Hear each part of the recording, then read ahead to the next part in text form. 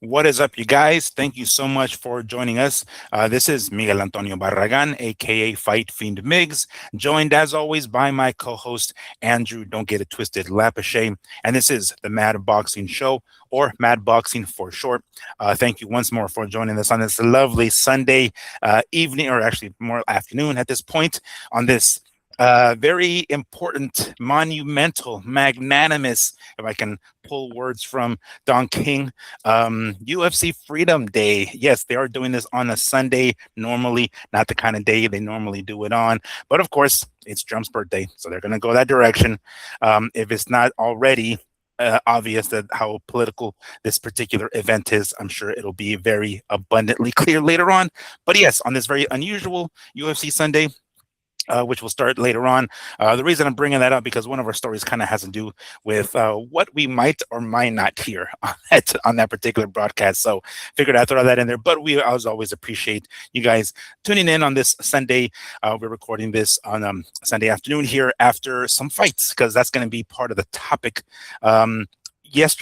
Last night, DAZN has some boxing. We're going to be talking about that, of course. One of the first topics that we're going to kick off the show with. Bam Rodriguez got it done last night. We'll go into more details as the show goes on, but he captures a championship in a third weight class, defeating one Antonio Vargas. We will get into the details as to how that fight went down, and of course, our opinions and whether or not Inoue is next. We'll talk about that here. I wanted to bring this topic up last week. I totally kind of spaced it because I briefly saw it last Wednesday. But apparently, Oscar De La Hoya needed to send this cease and desist or CD letter to the UFC and Zuffa in particular, Zuffa Boxing, I should say. That's more accurate. To not announce and stop talking about Conor and Ryan. That's the reason why I even brought up the UFC card later on today, because supposedly they were going to announce it that particular night, this night, I guess, on that event in a few hours.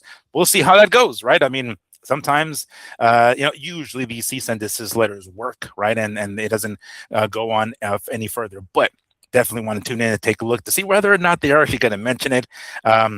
I would expect they wouldn't, but it's not just Oscar De La Hoya going after Zuffa, but also DAZN. DAZN saying, yo, I don't know if you know what contracts are, Zuffa, but you can't be talking all this crap about making the fight with Conor and Ryan without getting contracts because you know who's with us? Yeah, Ryan. So make sure that you shut your mouth on that. Eddie Hearn was the one that told us that, but he wanted to throw in his 2 cents. He's like, yo, dude got bum slapped by his daddy. One Turkey told him, hey, shut that shit down. It's not to say that Eddie hasn't done the same thing because, Eddie has done it. We're going to be talking about that, of course, on the topic of Eddie. Eddie wanted to throw in his 2 cents on what Dana and the guys at Zuffa are doing regarding AJ and Tyson Fury, even reaching out to the MGM Grand saying, yo, guys, let's try to make this fight happen here. And then again, Turkey's like, oh, shit, maybe we shouldn't do it there. At least according to Eddie, this fight is definitely taking place in the UK. We're going to be talking about that. Some Charlo news. Again, I forget which one's which, but the heavier one, we'll just say. Talking about potentially being the next opponent for the winner of Tszyu and Errol Spence Jr., which is kind of funny because, I figured this fight would have taken place, either one of them, quite frankly, either Charlo and Tszyu or Charlo and Spence would have happened already, but of course it didn't. And on the undercard co-main event, I think it's going to be the slot. Charlo is going to be back in action, so it's going to be kind of a self-promoting thing. Charlo in the undercard, on the undercard, and then, of course, the main event with Tszyu and Spence. We might get the winners of those two going on. Add to that, Shakur Stevenson is back in the news. I mean, I guess he really doesn't ever leave it, but does it sound like Shakur's kind of ducking Devon now? Because it seems as though Devon has supposedly sent an offer saying, yo, let's do 144. Sure, I'll do it, because he flat out told or asked Shakur, yo, if we make this fight at 144, are we doing it? And he says, yes. All right. So the offer is sent. Now Shakur's saying, yeah, on second thought, maybe not. Why? So we're going to be talking about that and what we think might be going on behind the scenes there. So yeah, those are the topics that we're going to be talking about. But before we get crack-a-lackin' on that, as always, a quick word from our video sponsor, Health E Sol or Health Y Sol, tallow-based products. Make sure to check them out. If you happen to find something you might want to try, make sure to use the code MADBoxing10 at checkout and get 10% off of your purchase, or follow the affiliate link that's going to be in the description of this video and get the same 10% off. As I always say, lavender patchouli is specifically the scent that I love. They have others, of course, but that's kind of my favorite. So I always try people, try that. It has a nice earthy smell to it. But make sure to check them out. And of course, it's a very relatively inexpensive way to support the channel. So we always appreciate you guys. Oh, and as I have said before, I know this card today is UFC 250, but we're only 5 subscribers away from 200 subscribers, guys. So do us a favor, like, share, comment, subscribe, all that good stuff, and help us get to 200 because we are almost fucking there. All right. Cool. Well, we're going to get crack-a-lackin' with last night's card. Oh, the main event, because that's the one that's really important, right? Bam Rodriguez moved up to 118 pounds, coming up from super flyweight to bantamweight, 115 to 118, to challenge the WBA bantamweight champion Antonio Vargas, and basically in an attempt to, number one, capture a belt in a third weight class, and kind of serves as preparation as far as weight goes to possibly move up to 122, or maybe where I'm not sure if they'll try to have a catch weight, but that's what it looks like, moving up to 122 and challenge the monster Naoya Inoue for his undisputed super bantamweight championship. Of course, that's what everybody's looking forward to, right? But pump your brakes. We have to make sure that Bam gets past Antonio Vargas, right? And how he looks, right? Not just eking out a victory, but making sure that he looks, that he passes the test with flying colors. And boy, did he ever, finishing Antonio Vargas in 6 rounds, dropping him dropping him twice, actually. The second time he didn't get back up. Man, those shots were clean. Now, Bam Rodriguez didn't come out of this fight unscathed. If you look at his face, it was pretty red. He was taking punches. Now, some punches were landing. I kind of get the impression, though, that it was his own gloves doing it, right? Because he did keep his hands up at home for the majority of the fight. And the punches that were coming in seemed like they were hitting gloves. Some did sneak in here and there, but it seemed as though it was just Bam's own gloves that were marking up his face and reddening up his face. But he did what he needed to do. It's kind of funny. I think it was a Chris Mannix, or maybe it was Todd Grisham, who literally moments before Bam Rodriguez finishes Vargas, he says, "Hey guys, by the way, the over/under is 6.5 rounds." So halfway into the 7th round, and sure enough, it doesn't make it to even that. So it's the under in that particular case, right? And I might want to pat myself in the back here because I think I called it. I think I called 5th or 6th round. I didn't think it was going to go beyond that. And sure enough, it ended up happening in the 6th round. But in the process, Bam has collected another championship, right? This is a 3rd weight class, the WBA version of this championship of that particular weight class. Great performance. Relatively, he got hit. He didn't come out unscathed by any stretch. But Andrew, let me go ahead and bring you into the show here, buddy. Number one, what did you think of Bam Rodriguez's performance? We'll get to the post-fight afterwards, right? Because there's some stuff we got to talk about in those interviews afterwards. But before then, his performance leading up to that knockout, what Antonio Vargas, did, he didn't look too bad, but we can talk about Antonio Vargas's performance as well. And damn, another championship for Bam. What you think about that? I took away very little because I had very little confidence going in that Vargas was going to compete in this fight. And well, you can give the man credit for landing punches. It was ludicrous that DAZN ever had him ahead. Oh yes, I noticed that. Yeah, they were definitely trying to build a drama-like ending if Vargas could have just held on. And the ending probably gives us reasons why they were trying to build an opponent for Rodriguez through Vargas. I did not have the fight close. I did see him get hit. You are correct on that, bro. Totally agree. His defense was lacking in this fight. He showed there are holes. Well, he might be pound for pound one of the best there's things that he needs to be nervous on when he steps up against one of the best right hands in boxing. So I seen that side last night, right? Mhm. Maybe you know, they always say the corner and the guys that work with the fighter the most, they know their Yeah. weaknesses. Hmm. Yeah, maybe that's what's prolonging this what's soon to be Manny Pacquiao versus Floyd Mayweather-ish if we go any further with there's building of this fight. But I'll stick on the Vargas one. It's a great performance boxing wise on Rodriguez's part. Okay. Yes, he's getting hit, you guys, but sometimes fighters will do that. Look, I don't see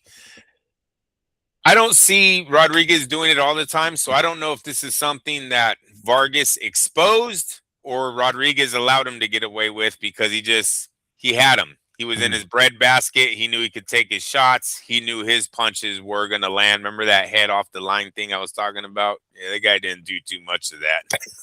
No, he didn't. Straight down the center. That was basically the plan for Bam. So yeah, it's we will see in his next fight. If it was in a way, it's juicy, but I guess we got to see in his next fight, right? They're going to give him another test, it looks like, and we'll see what his defense looks in that one. Everything else is a thing of beauty. His angles. I know. Look, DAZN talked about it all night. We don't need to go over it again, but it is a thing of beauty. I told you guys last week's show that I don't really like showing a lot of his work to Junior like over and over because I don't want Junior to start going to the gym going, oh, I'm going to do southpaw now, Dad. Like, no, I don't. We're not changing that right now, But it's still that's to me, Miguel, that's the boxer that I'm looking for right there. The hit, not get hit, the angles, the take, total he knows when to back up. He immediately attacks as soon as you give him the opportunity. He is a complete package, really. He's in a smaller division, so his greatness will only go so far because we've seen great fighters down there that never made it. Ricardo Lopez is one of them, and Orlando Canizales. Is that how you say it? Orlando Canizales? Canizales Yeah. was a great, but he's just like him. A lot of my old timers will know what I'm talking about. He fights just like Bam in a lot of ways. That angles, the way he bounces around. I wonder, maybe that's a question for you. Hey, because they're both from the Texas area too, aren't they? Is he? Maybe. Yeah, you might want to look that up, dude. That's a good connection, though. If he was looking up to him back in the day, Miguel will have that answer. Yes, Laredo, Texas. That's where Canizales is from, and Bam is from San Antonio. Very nice. Shit. Good question. So they have a good. Both of those are excellent boxers there. So, where was I heading with that? They're both excellent boxers that come from that area. I forgot where I was going with that, but oh, he was doing everything nice, dude. Oh yeah, his greatness can only go so far. That's where I was going. Yeah, because of smaller dudes. Yeah, because it's smaller. We've seen some great fighters. I named the fighters that we've seen, and yes, it seems to only go so far on the all-time list. Ricardo will sneak in. Lopez, Finito, they give him his props in Mexico, though. You always see every once in a while Finito even slides in before Salvador Sanchez and Chavez, right? Those are usually your two dominant number ones and twos, but every once in a while someone will be like, hey, 200-0, 200-0. Right. We talk about Andre Ward's 14-year, 15-year run. I forget how many years he did. We talk about Chavez's 89-0. There is a legend that says Benito Ricardo Lopez went 200-0 in his boxing career. Never lost an amateur fight, never lost a pro fight. He had a draw. Yeah, that was the only blemish, really. That was the only blemish. And it's like his second to last fight. Then he rematches the guy, beats him, and calls it quits. Right. He corrects it. Yeah. But no, awesome legend there. So, yeah, that's what they have going on with them. Great boxer, pound for pound, absolutely. And if he was a welterweight, you would probably be looking at the pound for pound fighter of the whole sport. Yeah. That's how good his boxing. You don't even see Terrence Crawford moving with that much beauty. You know, I wonder how Terrence would handle the pivoting and the angles that he gives. You know. Yeah, because I think the last time he got a southpaw was Madrimov, right? I'm not sure if Madrimov was Madrimov. Maybe I'm thinking about maybe he switched to southpaw when he got hit. I might be confusing at the time that Crawford fought Madrimov because there were a few times where they were opposites, and yeah, I think it was maybe him that switched to southpaw. Never mind, but and anyway. that's the second head of this monster. His first are his feet work. Yeah, that's the first head of this monster. It's his angles. It's his way he's able. Did you see him when he was bouncing like 3 times? Yeah. Bink, bink, bink. That's some bullshit. You That gotta should piss stop. you off in sparring and shit. Be like, man, what the fuck? Don't make me look bad. Hey, you're lucky the ref didn't get jealous of that. You see some refs, you can't do that. Like, what do you mean he can't do that? He's just faster than the guy. What are you talking about? Now you're trying to fucking hold back his skill level? Like, that's retarded. And this ref did not do that. That was awesome. He allowed him to do that numerous times. He put that fucking circle move on him. There is a way to fight that. That's something maybe the blueprint isn't out yet on, but they know. Well, no, the blueprint has to be out if there's a way, but rather not, it's kind of exposed to that degree where somebody. Sometimes, I don't know. Bernard did a pretty easy one on Tito, right? It was just a damn jab. Right. Tito was like 50-0 before this shit, like a human wrecking ball. Then all of a sudden, Bernard's like, pink.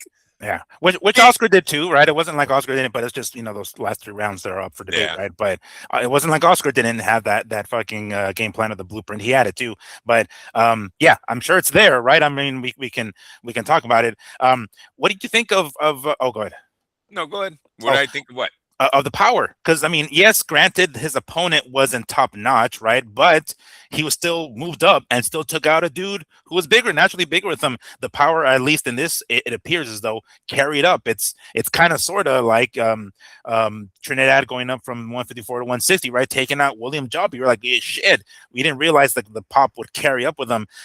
He drops him twice. The second time he doesn't get up, right? But man, that again, you move up. Right, and the guy is bigger than you, and if you beat him handily, okay, fine, that's still significant. But he comes in and fucking knocks him out. It's a 6-round KO, and middle of the round, right? It's not like he hammered him for 10 rounds and then finally finished him in the 11th. It was like one fucking punch, that one that initially dropped him at least, and then the one that ended it a few rounds later. But I mean, damn. Carry the punch with him. We're talking about his power. Talking about his boxing, which is beautiful, right, as it is, and that deserves as much credit as we're giving it to him. But damn, we're kind of forgetting about the pop. He finished the guy by KO.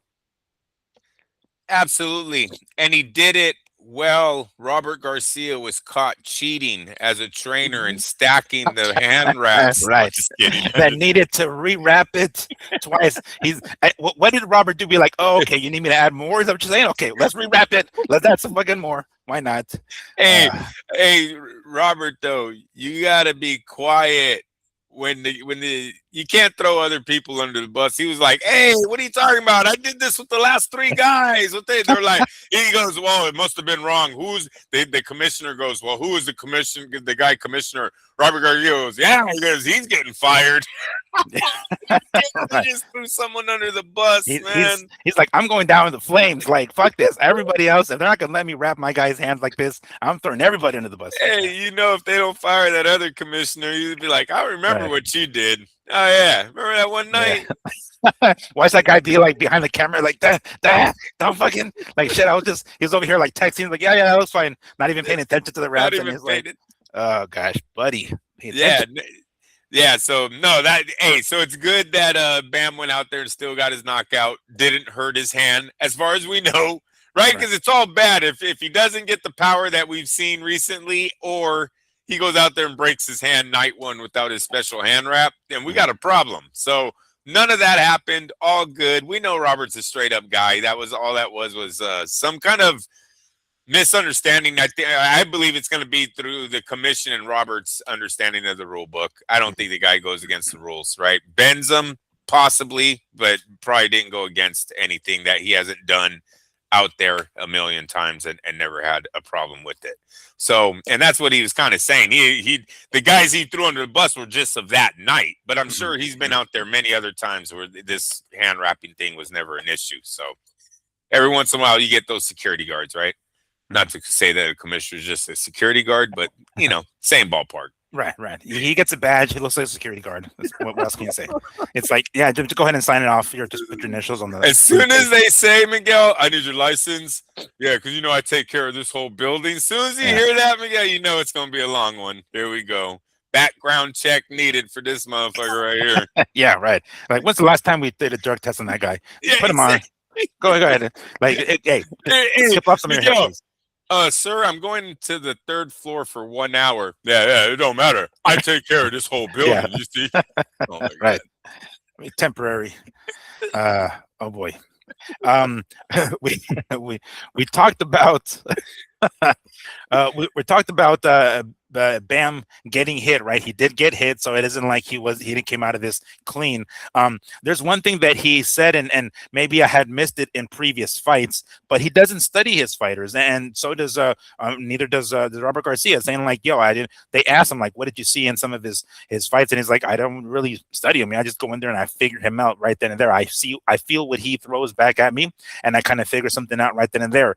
Is that a mistake? Like, I mean, granted, it's worked up until now, right? So I'm who am I to say that it's wrong? But could that be one of the reasons why he did get hit as much as he hit? Because we are in the sport of boxing, you're gonna get hit. It's not like you're gonna come out of this completely clean, right? So granted, he's gonna get hit, but his face was marked up, at least, you know, not in the eyeballs, but in the forehead and in the cheeks. So is that one of the reasons why you think maybe he gets it? Because he really doesn't study the dude. He just kind of figures him out, and that causes, you know, in the process of figuring it out, he's getting hit.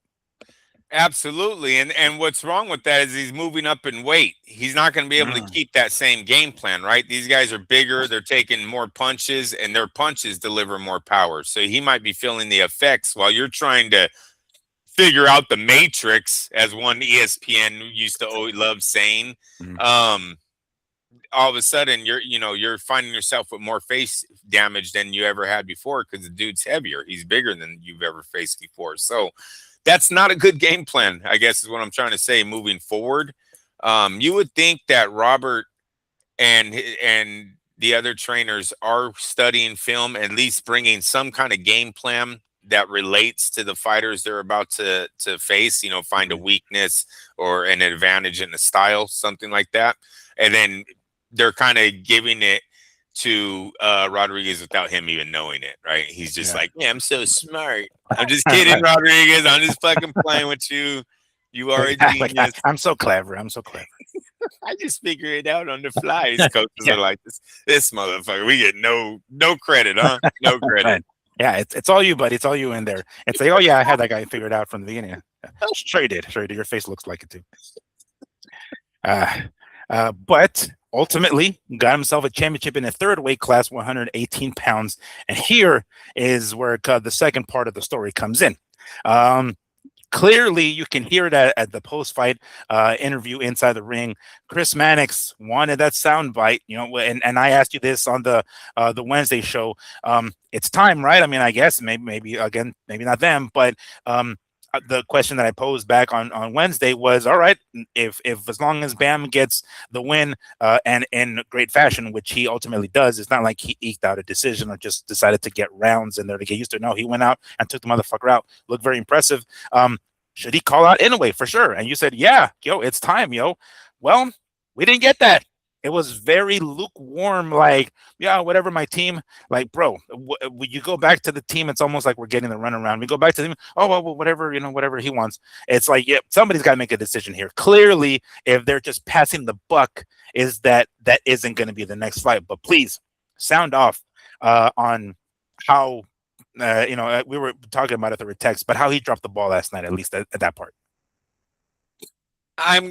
When a fighter says they're going to leave it up to their team, is almost like when the president is on the podium and says, I need to talk to the administration, right? Let me talk to my guys and I'll get back to you. It's the same bullshit answer, right? Like they haven't talked about this, like nobody knows. This is Eddie Hearn and him playing fucking volleyball last night with that question, right? Well, I'll talk to him. Well, he just told me to ask you. Oh, yeah, but no, go ask him. And they ran over there. No, ask him. They're not giving it to us. And I'm talking about the answer to that question or the fight next. Look, you heard what he said.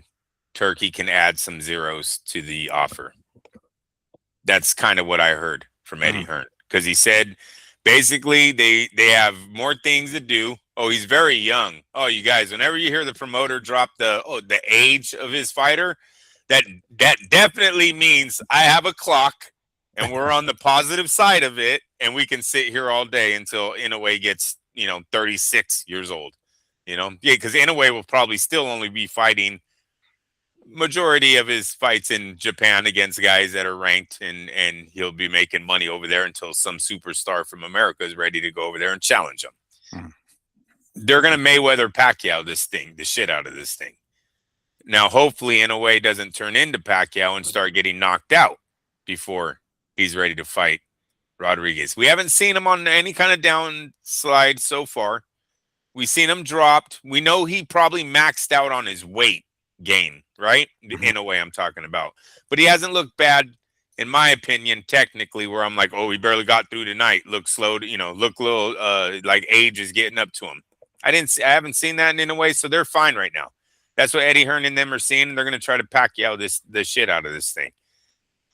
I see no confidence in Bam Rodriguez's answer. As a champion, as a guy who proclaims to be pound for pound king, you should act like it.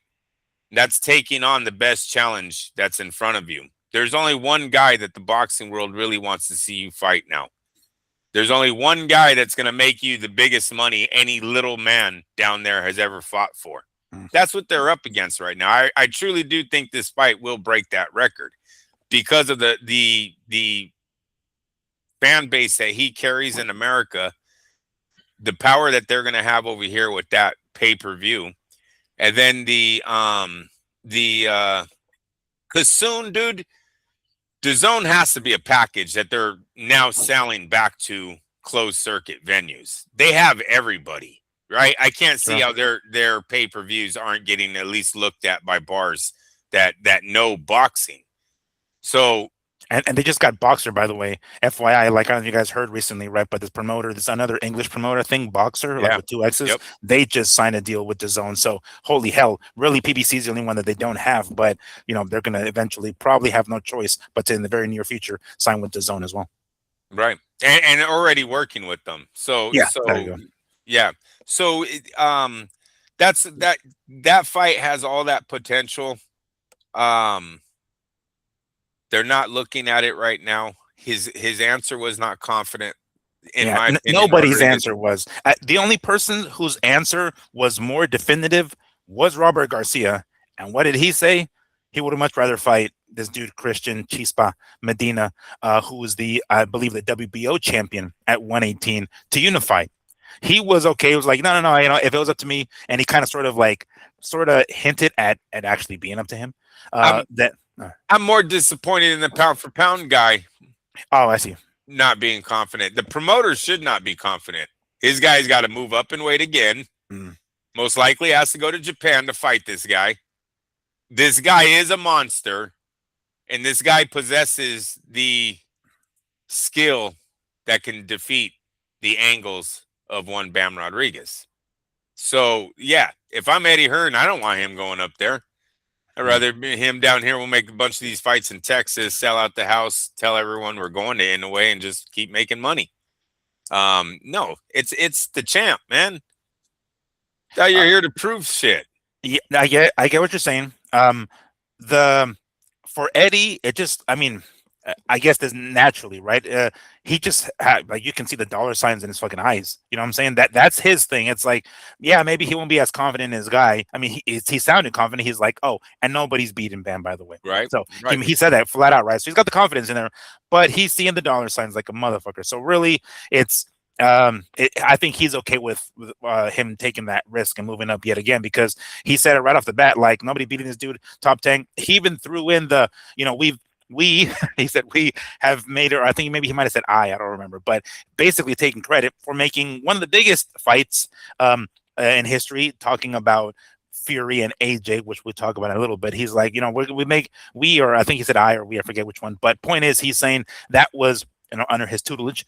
And then now, another major fight that everybody wants to see in the lighter weight classes. So he seemed totally gung-ho about it. Whether or not that came next is another story, of course. But yeah, from Eddie's perspective, I can get it, because obviously he's seeing dollar signs, so he's totally cool with that. No, but I get. You didn't hear the end of Eddie's statement. I heard it in Eddie's head. I was reading his mind. Oh, he said nobody's beating this guy at bantamweight. Gotcha. Yeah, I didn't connect the dots there. Yeah. I just see like nobody's beating this guy at this weight class. I want to throw that in there. Yeah, that I took a look at this dude, Christian Medina, has a pretty decent record. I mean, obviously not the money maker, not the money name, but 27 wins, 4 losses. Of those 27 wins, 19 by KO, and all of those losses were by decision. So he did lose by decision on those. So yeah, WBO champ. Oh, go ahead. WBO champ. And you know what they're missing, Miguel? What Manny and Floyd missed? What? The rematch. They missed the moment. They miss these two are at the peak of their career. They're going to make the biggest money 2 fighters have ever made at that division. And then they can do it again. If you guys deliver us that big of a show, we'll go bigger. We'll bring it to America. Right? We're going to do Allegiant Stadium and have Texas and Japan show up for the rematch like a World Cup fucking game. That's what Manny and them missed when they didn't do the fight when it was supposed to be done. They missed the Roberto Duran, Sugar Ray Leonard 3-fight deal. Yeah. Fuck what you made in 1 fight. Manny goes to the ocean, prays, comes back with a healed shoulder.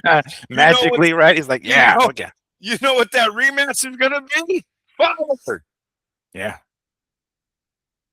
They missed it. And these guys are gonna miss it too. Rodriguez, why would you want to miss going to Japan in front of 80,000 to face the hardest opponent you ever had? What a moment in your life this is, right? Making the biggest money anyone who's ever fought in that division is about to make. So it's crazy that you would want to pass that up for, who did you say? What's this WBA with 4 losses guy?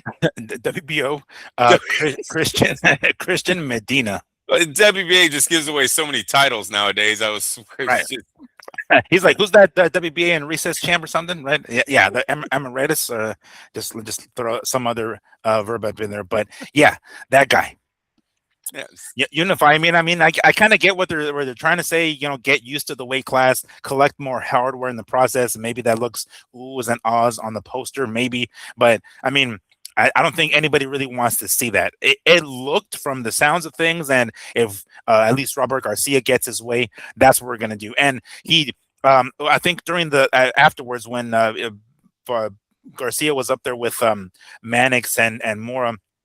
Sergio Mora said, like, let's do the fight. And I think who was it? Was it Mora or Garcia who said for September for the Mexico versus the World card? He's like, go ahead and put Bam on there. And I think Mannix was like, yo, you do realize that's like, barely 2 fucking months away, right? Like we can, or 3 months or something like that. It's like very close, 90 days kind of thing, because that's going to be in September. But anyway. It looked like, it sounded like, I should say, that Garcia is hell-bent on making this fight first and then Inoue. Oh, yeah, definitely. They've been hell-bent on not making the Inoue fight for, a year now, and I'm being generous. Yeah. So it's either Bam wants it and his team doesn't, or they're all on the same boat and they're all kind of nervous at Inoue. They all know they have a weakness. Their weakness is Inoue's too young. And he's 33. Exactly. So if it doesn't happen, we'll say this year, right? And we're talking if Bam fights on that card, we'll just say September, October, whatever. That's one fight. Come next year, I think April is Inoue's birthday, so he'll be 34 by next April. It's still It's still on this side, on like the good side of the 30s, right? It hasn't gotten to 35 yet, or on the other side of that. We're not talking Usyk age or anything like that, but it's still on this side. I mean, that's still something. No, I mean, yes, it is another year of crafting, I guess molding, what's his name, getting better, I guess refining Bam. Another year of that, but And it's another year of him he going. What's his name? Huh? he just turned 33 too, April 10th. Just want to Okay, let you know yeah. that. Yeah. All right. So let's say Bam does fight one more time, the end of this year, because we are, already midway into the year. So he's probably going to fight maybe one more time, before the end of the year, at least, right, against this dude. So we're looking at early 2027 against Inoue. Is it before his 34th birthday? Oh yeah, that's what I wanted to say too. I gotta stop trusting these fake posters that I'm seeing on the internet. Because I could have swore I'd already seen that this fight was done for. What's crazy is they have it for early 2027. I did tell you guys that. Oh yeah, right. So if it does happen in 2027, that'd be a little crazy, or early 2027. But I don't think it will. I think if he fights at the end of the year, that'll be him versus two champions. Now you're going to have him fight another champion. No, I think then they throw another curveball at us and go, oh, yeah, we're going to move up and definitely fight Inoue after our next fight. So then we're going to get he's going to step into Inoue's division or catch weight. However they're going to build up the Inoue fight, I think he's going to test the waters there. That's the confidence level you guys are showing me. Right. That I could come out and say this, that I think you're going to do it. You're Boots Ennising the shit out of this, Eddie. It's Boots all over again, right? Now, we ended up getting the Zayas fight, so that's awesome. Didn't get the Ortiz. We got Zayas, so that's awesome. But Eddie Hearn did the same thing with that fighter that we're seeing Bam did. I just thought Bam was on a totally different level. I truly do think, I don't think Boots and Virgil were going to make the biggest money that a junior middleweight's ever seen. I don't think they were on path to break that. But I definitely think Bam Rodriguez and Inoue are. If Inoue's already breaking records on his own, can you imagine a star like Bam Rodriguez stepping into the picture what that fight generates?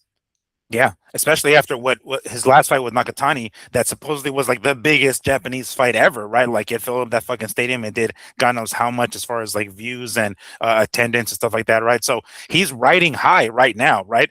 Add in a Latino in there, right? That's gonna have not the same record, but still young in his prime and granted smaller, but coming off of this victory, if he fights, which it looks like he might, Medina, and maybe finishes him in similar fashion, damn, that shit gets juicy as fuck. Yeah, I would much rather. And does Inoue, has Inoue fought on New Year's Eve before? Because I know that was like a Japanese thing before a while for MMA, at least. Whenever they'd have like a big New Year's Eve show, that was kind of the thing. I want to say Inoue has done that before, but maybe I'm misremembering. But anyway. Why not? That still gives us a whole 6 fucking months. That gives Bam 6 months to bulk up and add the additional, 6 pounds or whatever it's going to be, or 4 pounds to 122. Let's do it at the end of the year. That's pretty much enough time. I mean, I would say, right? I mean, we don't have to squeeze in another fight in between. Yeah, no. Honestly, they're trying to preserve his fight career. Whoever's telling Bam Rodriguez that he's young and doesn't need this fight right now, Miguel, they're being greedy. They're prolonging his career because this fight right here is a right off into the sunset kind of for your fire. They say the fighter doesn't have the fire anymore. He doesn't wake up with that same desire.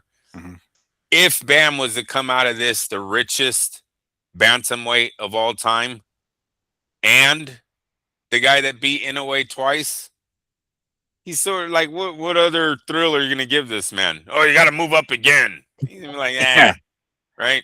Yeah. You just sit back and then you start collecting checks, but it's all downhill probably from there, right? The whole thing is over, and they don't want that to happen at 26. But that's being greedy because boxing is a messed up sport, man. Life is a bitch overall, let alone then now you're playing Russian roulette with boxing. You understand? Yes. So yes. You're doing it. What do they say? You made plans and God laughs. It's like, yeah, that is not going to work out the way you think it's going to work out sometimes, yo. That's right. And look at Manny too. Look at Manny's situation with Floyd, right? Yeah. So I really wish that Bam would probably be a little bit more firm on his answer that no, I want Inoue, and it's it's everyone else holding me back. Don't be playing that. I got time, because time is not guaranteed, especially in boxing. So the fight is ready, and I'm telling you guys, they're missing the rematch. Don't prolong this thing where now it's just a fucking retirement fight for Inoue, and we all knew he was old and getting ready to leave. That's stupid. When you guys could have made, I don't know, 50 million total on 2 fights in Japan, or on one. Dude, I'm telling you right now, the one fight in Japan is gonna be fucking crazy, sold out. Yes. It's gonna be bananas, dude. Yeah. Nikatani, is that the guy's Nakatani. Nakatani, and Yeah. him sold out Yes. a massive arena. Mhm. You do that back to back with Rodriguez. If it's a great fight, dude, you know what the Allegiant Stadium is going to look like when you put both of these men at Allegiant Stadium. Like, Texas is sold on Bam, right? He's one of their, he sells great tickets over there, and you give him a win over Inoue, because I do think it's a win over Inoue. Now, if they're nervous, Oh, he I was doesn't gonna ask beat. you that. I was just gonna ask you that. But anyway, go ahead. Yeah. What if it's not a Yeah. win? Yeah. No. Yeah. No. I'm saying, like, do you think he's gonna because according to at least Eddie Hearn, he's confident. He's like, nobody's beating this dude. Again, you clarified that for me, but he said that, right? So that was kind of where I was getting at. Is like, all right, well, he goes up against Inoue. How does he do against him? Right now, I think Sergio Mora gave us a great insight on what to do against Bam's angles. And Bam likes moving to his right. No, his left a lot. Did you notice that? He's always going to his left. Okay. All right. Right? His own left, right? Oh, yeah. His own left, yeah. And what counters, he kept telling the young man needed to pivot and punch, right? When you pivot with the orthodox fighter and you're going to your left as a southpaw, what's open on the end of that pivot? Maya is a right hand. You're gonna pivot with the right hand while he's pivoting, right? Okay. Inoue throws what? Oh, that monstrous right hand. The dirtiest right hands maybe boxing has. We seen Bam get touched last night, so there were openings there. I was like, ooh. Sergio gave everybody something there. If they're really paying attention, and trainers do, I'm sure Inoue and them were studying the shit out of the fight, right? And they might have seen it before that. Like, oh, it looks pretty. There's a way to defeat that, right? It's not going to be golden. He made it look golden every fucking time. Like, oh, look, that's all you got to do is just dance around people. No, it's not that simple. Even though it looks nice when you get away with it, there's ways to counter everything. I think there's a counter there for Inoue. He's bigger, he's faster. The right hand is devastating on Inoue. He's almost Russian built with that right hand, right? It's that 1-2. Yes, the way he landed on Fulton, dude. Fuck, that one right there was just like, damn. That and I figured he was gonna be Fulton, but Jesus, the way he landed that right that ended the fight, jeez. Yeah, so that's what I see in this one. That it's a great matchup. But there is a weakness, in my opinion, to the you can't do everything over and over and over and over, right? And he did get away with that a lot last night with Vargas. So Inoue and them are watching. It's a 50-50 fight. I don't know who wins that fight. I'm just saying I'm not as confident as one Eddie Hearn and Robert Garcia about, he's so unbeatable. At bantamweight, I'm very confident that no one can tell you. All right. Once more for the clarification, yes. Let me briefly go down this rabbit hole of the rematch that they might be missing out on.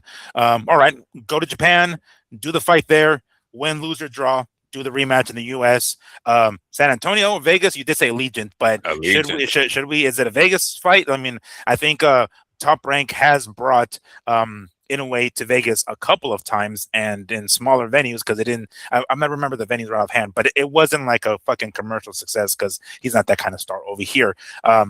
should we go to maybe San Antonio? I don't know what stadiums they have. Their stadiums. I'm saying, should we? Is there even one there? I don't know right offhand. Maybe like somewhere else, of course, in Dallas or whatever. But would that be the way to go? I mean, his hometown it's in a way his home country, of course, but then come back to the U.S. and still do Vegas. Yes, because the casinos seem to be back involved in boxing. We talked about that for a couple of weeks on the show. Now it seems like Vegas is starting to attract a lot more fights. Mm-hmm. If Vegas is interested, that's guaranteed money. Now you're not hoping that your ticket sales are doing good when it's already became guaranteed through the casinos wanting the fight out there. So that's the only reason why I'm saying Vegas and Allegiant, because it seems like Allegiant's been talked about on a few of these fights. They're being used now, so they must be in the ball game for this now. It packs a big house. You have the gambling side for the high rollers in Japan that are going to come over here to play in Las Vegas. So you got that. In San Antonio, we're going to send a bunch of billionaire Japanese men, right? Yeah.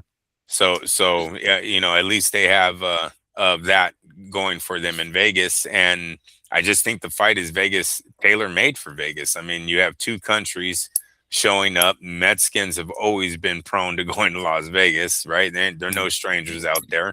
And then you have the Japanese, not only the fight fans, but the billionaire gamblers, the high roller gamblers that have flown in and out of Vegas. They already know their casinos. They already have their rooms. It seems tailor-made if the demand is there for the fight. And so I take it to Japan. You put on a great show and pray that it's good enough that the Japanese want to see it over again, and then you bring it to Las Vegas. Damn. And that one, the Japanese will follow him to Vegas. Like I remember the times that he did fight here that, at least public wise, the general public weren't interested in, but he brought his fans, he brought the media, the Japanese media really followed him here. They'll follow him. They'll show up for the fight. Hopefully all the rest of the fight fans do so if they can get a crack-a-lackin' at the Allegiant Stadium. But damn, they're damn, I don't want to have to wait. I don't want to have to wait after this Medina fight. Like, what the fuck? You don't need more to collect more hardware. You're already a champ at this weight class. We'll call it that. And it's, I don't know. It just seems like they're really not striking when the iron is hot. It needs to be happening right now, and they're just delaying it too much. Definitely, because they're playing it as a retirement fight for Inoue instead of a glory fight. Like, we want to get him when he's prime. We want Bam to beat the best of the best, not an Pacquiao champion. Yeah, Pacquiao at 37. Right. Yeah. All right. Well, we'll see what transpires there. Whether or not we can get it, and man, I'm remembering right now when we're talking about Robert Garcia being asked by Chris Mannix, like Chris wanted to get that question or that answer out of him. This was after the fight, of course. He even put his hand on Garcia's shoulder and was like, if Turki calls you tomorrow and says, hey, this is a chunk of money, right? And he says, even then, with whatever amount of money, that sounds like a little bit of like confidence, right? Saying like, yo, no, it's a lot of money, but no, let's stick to 118 one more time. And then, I guess the long game, right? All right, we can get him at 118 right now. Another fight, I'm saying, get the victory, have more confidence in him for that one, and then maybe a rematch. Then why not work a 2-fight deal with Inoue? Why weren't we told last night that we're in negotiations right now to have us double bill a card on DAZN or, I guess on DAZN, because Top Rank's with DAZN now. So if Inoue is still with Top Rank, come on, we got the plan. We have the plan for them. Here, let's do it right now. We're going to double bill a fight. Eddie, listen carefully. Listen carefully, Eddie. Go ahead. Yeah. One in San Antonio, one back at the stadium that he always sells out in Japan. And then they fight each other. The deal is already set in the contract that the fight is made win or loss on the warm-up fight for both guys. Oh, I'm dead serious. I push it through anyways. We're Hasim Rahman and Eric Morales in this bitch. Remember that? You remember it? Wait, what? Hasim? Oh no, Hasim. Zahir Rahim. Okay, Zahir Rahim. Sorry, Rahman. Yeah. I was like, holy fuck, what the hell? Morales fought a heavyweight. No. Zahir Rahim. No, is that Rahman dropped down weight? I don't know if you know that. He dropped down weight to 120, 135. No, when Rahim beat Morales, the top rank was like, that didn't happen. We're pushing through with Pacquiao anyways. Yeah. Yes. It's like, and in his defense, it sure as hell worked anyway, right? Because we all freaking forgot about Rahim. Yep. Unfortunately, we fucking did. Yep. So I do it anyways. That and Miguel, the opponent should be so light that the guys will get through it. But seriously, that's the way to show that you're interested in a fight, right? Because I'm telling you, you guys, I honestly think when they win the title from this young man, they're gonna say we're ready to test the waters at 118 now. Right. Oh, or 122, excuse me. No, I know what you meant. Yeah. Super bantamweight. All right. Anything else you want to add to that topic before we move on to the next topic of the show? No, sir. All right. This one too is quite a juicy one. As I mentioned earlier, I kind of overlooked it because I briefly saw it and it didn't occur to me that it's like, oh shit, this is kind of like the fight or the show before the next UFC card. But then I was like, oh wait, hold on, no, we can sneak in one more show before the next UFC card because Oscar De La Hoya has decided or sent a cease and desist letter to Zuffa motherfucking Boxing. Holy hell. This is according to him, right? I'm going to read this article because I saw, or this was a post on Facebook that I saw. Oscar De La Hoya and Golden Boy Promotions have reportedly filed a notice to Zuffa Boxing, Dana White's company, TKO Group Holdings, Paramount, and Sella, the Saudi company, regarding what they perceive as interference in the business of WBC welterweight champion Ryan Garcia. According to Boxing Scene's Lance Pugmire, Golden Boy was caught off guard when he learned that Zuffa was preparing to announce a September 12th fight between Ryan Garcia and Conor Benn at the UFC Freedom 250 event on Sunday at the White House on Paramount+. The fight between Garcia and Benn has been rumored for weeks. If you want to call it a rumor, I mean, Garcia announced it his damn self on national television, but we'll call it a rumor still because, we don't know if it's actually been signed. But rumored for weeks with Las Vegas regularly cited as a likely venue. Golden Boy's lawyer, Ricardo P., Ricardo P. Sestero, I think that's his name, reportedly stated in the letter that the promotion company neither approved the fight nor participated in negotiations related to the event. Golden Boy this is a quote, Golden Boy has neither approved nor agreed to the terms of such a fight, nor has been involved in negotiations in such a fight. Sestero wrote in a letter consulted by Boxing Scene. So basically, Oscar and his peep says, yo, shut your mouth. He did a Will Smith. Keep my wife's name out your motherfucking mouth. He said, keep my fighter out your mouth and do not announce this fight before I go up and fucking bitch slap you because apparently this has happened to Dana White. But boy, this is first part of the story because there's actually more with Eddie Hearn and DAZN. But we're gonna start off here. As I mentioned at the beginning of the show, the UFC card is gonna start later on this afternoon. We'll see. We'll pay close attention to whether or not they're going to be announcing it anyway. I mean, obviously with this, they won't, right? That's the way it's supposed to work, right? I mean, that's the whole point of this, and there are going to be severe consequences if they do anyway. But I didn't mention it on last week's card or the Wednesday show because I briefly saw it and I was like, okay, we'll get to it, and I just totally spaced it. But all right, we talked about it on Wednesday, Andrew. It sounds like De La Hoya's out of the loop, right? He talks when he's asked about the fight. He says, "Oh, I'm hearing rumblings, but nothing has landed on my desk yet." Yada yada yada. Maybe he's finally tired of being asked that question and not knowing what the fuck is going on and saying, "Yo, quit talking about my boy." Not only, yes, it sounds like Oscar's tired of being out of the loop, and it sounds like maybe his streaming services his were tired of being out of the loop as well. Right. Um, Ryan possibly was negotiating on his own, which makes Ryan foolish, right? Because he's lying.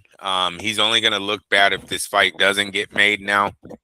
You've seen Conor Ben drilling him this weekend out there at UFC Freedom.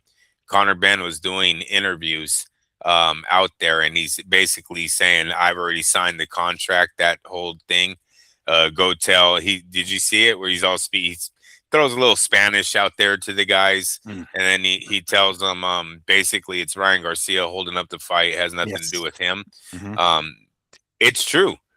One, the biggest, the biggest problem is Ryan Garcia is lying. He does not negotiate on his own. So him having to talk with Turki and Dana about what they're going to do if they could do the fight together doesn't mean shit, you guys. Like and now it, now it sounds like this hot plot, however you want to say it, only got bigger when you add in the new lawsuit or C&D. Is that what they're calling this? The C&D lawsuit? Yeah, go ahead and throw that in there because it has to be okay. Said. Yes, most definitely. All right, let me see here. Let me pull up my stories here because I wanted to damn it, I thought I took a screenshot of it, but I'll find it here momentarily. But essentially it's Eddie Hearn saying that it's not just Oscar that sent them a cease and desist letter, sent Zuffa, but also DAZN themselves saying, yo, shut your mouth. Enough with this. Quit spreading this misinformation. I'll find the specific post here as browse through my Facebook. But he flat out saying like they're getting hit from all over the fucking place. Everybody's telling him to quit that shit. Let me see if I can find it here. But go ahead. And you look for it. I'll give them a piece of what it is. Oh, I found it. All right. Sorry. So this is per Eddie Hearn, right? They didn't just receive a cease and desist letter from Golden Boy yesterday. This was a few days ago. 3 or 4 days before, they received one from DAZN saying, excuse me, but you need to understand that Ryan Garcia is exclusive to DAZN, Hearn said on the Chris Mannix show. He goes on to say, therefore, if you want to use his services, you have to talk to not only Oscar De La Hoya, who is his promoter, but also with the broadcaster that holds his exclusivity. He finishes off by saying, if this issue isn't resolved, there won't be a fight between Ryan Garcia and Conor Ben, and DAZN has a crucial role to play. Dana is furious because he has to talk to not only DAZN, but also with Oscar De La Hoya. That's how he finished the quote. But go ahead. What were you going to say? Yeah, he also talked about them being bullies in the MMA world, and they cannot do that here in boxing, and they're being sued by everybody. Roadblocks everywhere, legit roadblocks everywhere. You guys, the fight's not even. I asked for a percentage. We're at 0. We're at Ryan Garcia probably with some bar napkin in his pocket. With a text message saying like, oh yeah, it's done. Sure. Yeah, we'll do it. Yeah. I would love to fight for that, Mr. Turki. Such a joke. It's such a joke, man. But you know what's scary about this for us fans is that the war is on now, right? Because DAZN is now saying, no, you're not just going to run us over, which we kind of been predicting had to be coming down the pipeline at some point. Remember, we kept saying, how is DAZN? What the fuck? Everyone's going to Netflix. Well, who's fighting on their pay-per-view? And if everyone's fighting on pay-per-view, well, who's fighting on the special fucking package that we're supposed to be buying? DAZN had to push back at some point. Well, now we're seeing it. DAZN is not going to be playing ball and just handing over every big fight that they have to Netflix, even though I like the idea, right? I'm all in for big numbers. We know Turki and everyone else is, but contracts are made for a reason, and you got to stick with them. So I'm glad DAZN is not just bending over every time. Now, with that being said, Eddie did say it is sellable. Did you hear? Did you catch him? Did you I catch him? didn't. I didn't catch that. I didn't. Oh catch yeah, he said, "Oh yeah, they can have the fight, but it's going to cost them a lot of money." that. But it was like, he is willing to sell.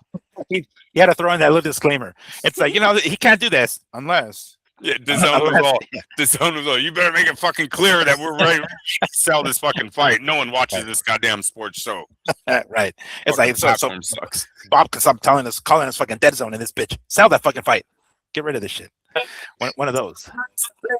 Your stupid ass Anthony Joshua and Canelo contract still. Click. Like, oh fuck. Yeah. And let me add this. Okay, look, I get it. Right now, there's a lot of people on the sack of DAZN because they have everybody, right? All the major promoters.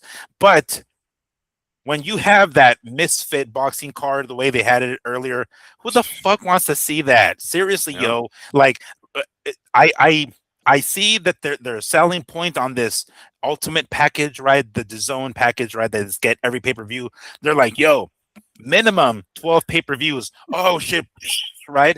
This is the kind of shit. And mind you, yes, you have to pay for it. Because when I logged into my DAZN to see what time the Bam Rodriguez and Antonio Vargas fight started, it gave me a nice little advertisement. It said, buy now.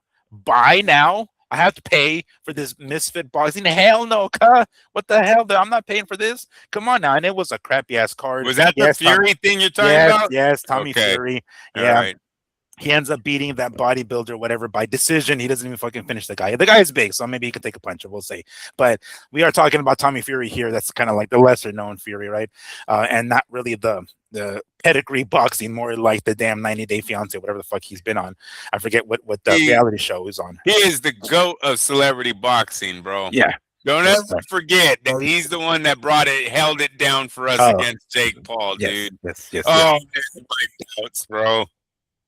But when you get those, and I don't know if you saw, I sent this to you, but there was a weigh-in for this misfit boxing card with like a chick who has an OnlyFans, and her titties are just all over the fucking place, just black out, right? It's like, yo, stop. Yeah. I mean, what the fuck? I don't want to see it here. I'll see it somewhere else. I don't want to see it here. You know what I'm saying? But it's someone said, I know she made weight. Precisely.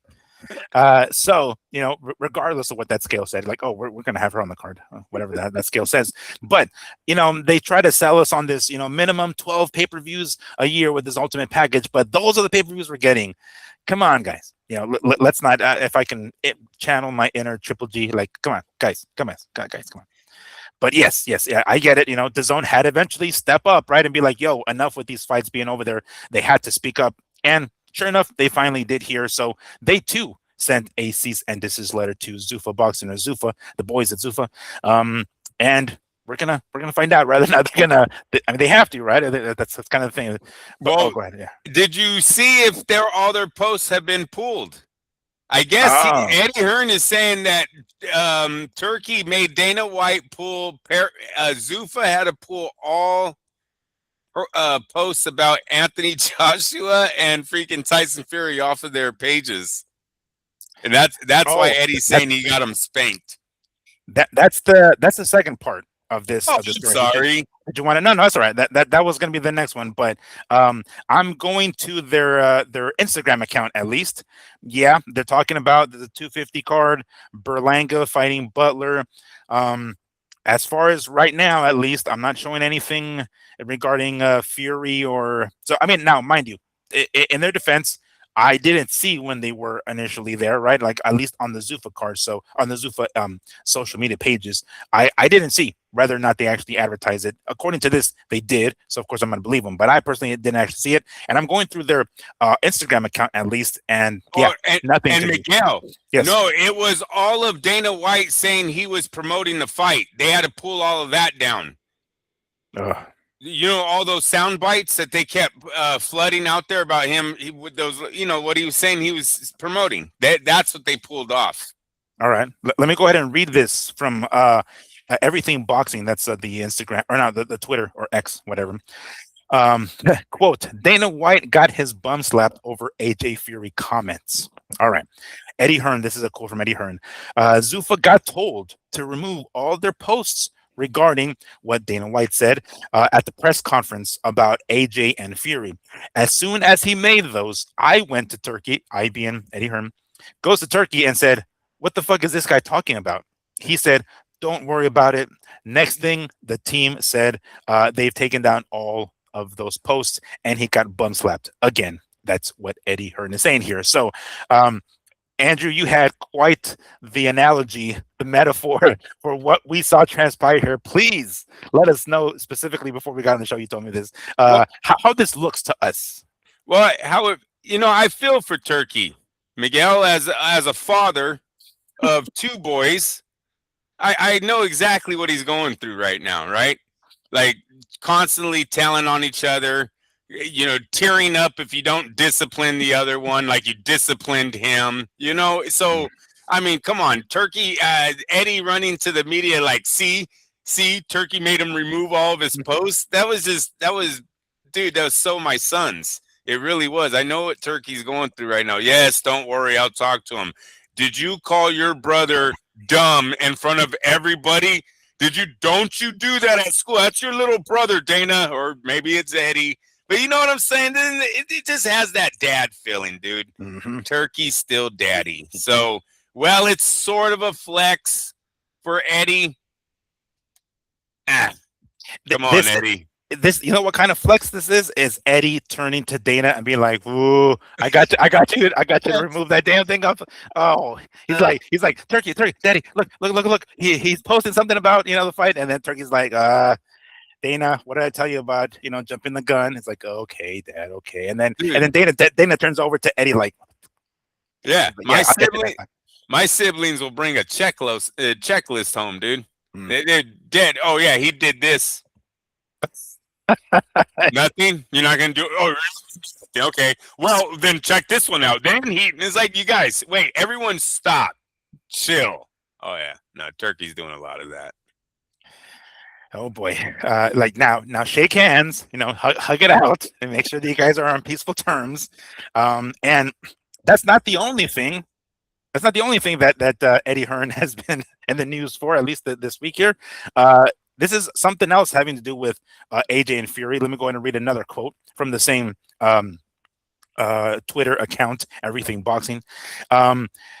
Eddie Hearn, it says, the fight won't take place because it's written very clearly, referring to AJ and Fury, very clearly in the contract. If Dana White, TKO, Zuffa, or anybody associated with will be the promoter of that show, the location is not yet agreed upon. This has to happen, right? This is what has to happen. Dana White has said to Turkey, you should do the event in Las Vegas. He reached out to the MGM Grand, trying to convince Turkey to look at Vegas for that fight. In the contract, it says, at the desire of AJ and Matchroom, the fight must take place in the UK.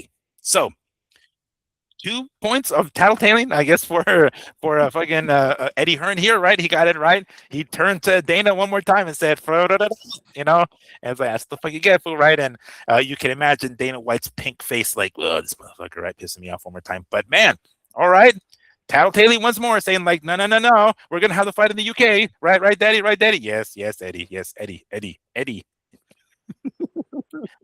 The fight's not gonna happen in Vegas.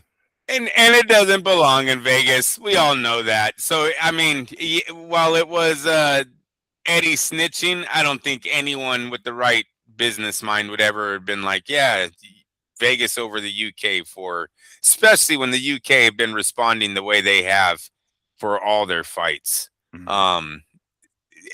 I've said it for I think we're going on 2 years now. I called them the best fans in boxing right now. I just, every fight that the UK puts on seems like it's a sold out fight, and not only a sold out fight, it brings that soccer environment to it. Now we haven't got to the level of that one team that I guess burns flares in the stadium.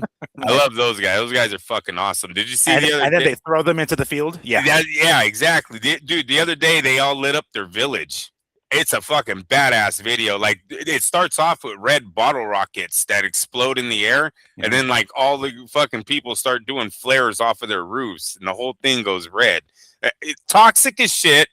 People will die of lung disease probably in 20 Right. years, but very cool for the real. You know what I mean? For Right. the gram. You know what I mean? Somewhere there's a fucking plane taking off, and they're like, "Where the hell's all the smoke coming from?" Like, just let's go ahead and follow the damn radar because I can't see shit out the damn window, the windshield on there.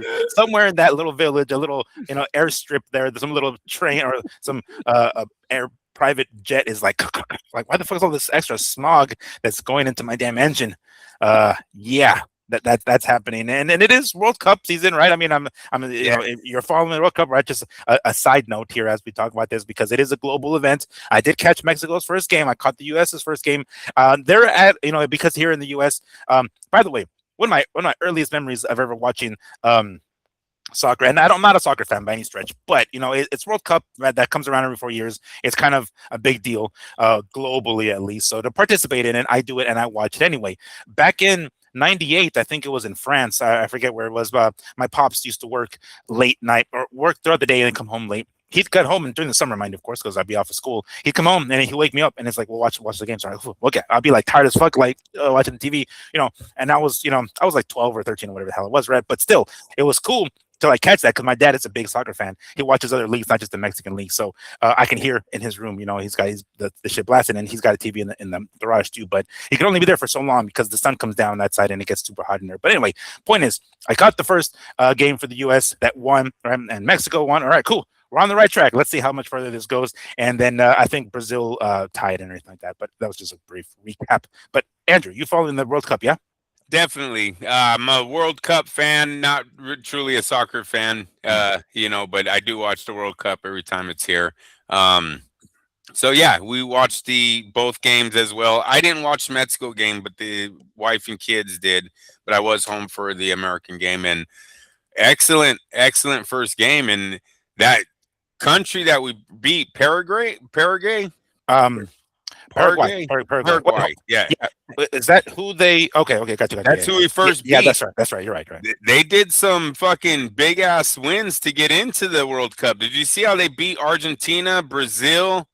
They beat 3 powerhouse teams to get a World Cup qualification. Mm-hmm. Yeah, so they were like the hottest team, you would say, on paper coming in, and we fucking murked them in game 1. So that was pretty cool. And then the way, what did one guy get the hat trick? Did we have one kid? He scored 3, or was he gonna score 3? No, I don't think one of those goals counted because what was the final score? Yeah, wasn't it 4-1? Oh, you're right. So he was gonna get a hat trick. Yeah. I'm not sure one of those. Because you're right. One of them was that sucked for that dude. I never like to win like that. Look, there could be all the shit talking in the world. I never like to see Niners lose because their quarterback blows his knee out and the fucking wide receiver broke his leg. Like I don't need that. I want your best team in the Super Bowl and then you lose with the lead in the fourth quarter. It's fucking lovely. There's no better feeling. There really isn't, Miguel, than that right there, and they've done it like 3 times. It's awesome. So no, that's what I go for, and I don't want that off of deflection. I told my kids, I was like, man, that guy might get murdered tonight. Hey, that sucks. I was like, this is like really important in other countries. He just scored a team.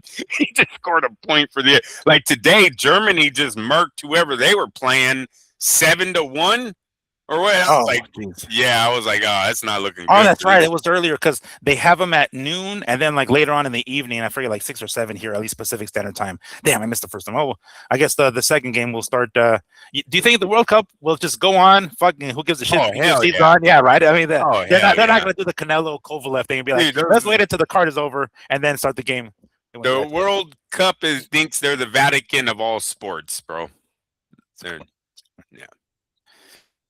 But yes, Eddie decided to let us all know how he tattletaled on Dana and got his daddy to scold Dana for doing that shit. And then, of course, on top of that, Golden Boy decided to throw in his, he's the one that made news first, right, by sending that cease and desist. But according to what Eddie Hearn is saying, DAZN had actually done that a few days before. It just wasn't public news, I suppose. I don't know. Yeah, and look, what does it all mean? Still a lot of I don't know. it's still foggy on where boxing is right now with Turkey, where Turkey is with his own companies. Like, how is it Turkey has a beef with the company he owns part of? He bought part of DAZN. Yeah. I mean, we're not talking. We're not all going, how are we going to figure this out? We're actually taking this to media. So I find it all kind of weird. Look, Berlanga and Hitchens. You're so Jesus. close. Yeah, the sin is in the first name. Maybe I'm going to write it on my piece of paper every show. It's a hard name, dude. I misspelled that shit. I mean, I got it wrong for the longest time. Trust me. All right, so Hitchens and Berlanga did not make big splashes, right? Opatai was stripped on the day of his fight. Conor Benn wasn't even under a Zuffa title, yet paid by Zuffa that night. It's all been a disaster so far. Like, no one expected Berlanga and Hitchens both to have the come-out fights that they did.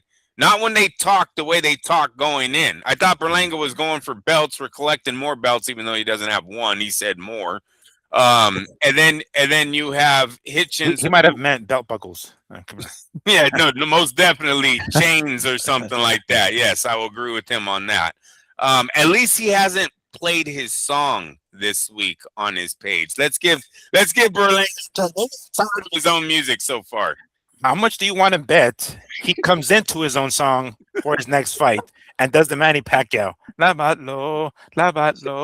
That's awesome. Manny Pacquiao's looking song that comes into his own shit. How much do you want to bet? What's the over under that Berlanga comes into this shit with his own song? I'm definitely taking the under on that. Is he gonna bring his microphone? Is he gonna like stick it into his glove while he's rapping? Because sometimes he bring a rapper himself, right? And the rapper is the one that's doing the rapping for him. But what if he comes in? It's like he's gonna gas himself out before he gets into the damn ring. That's a good one.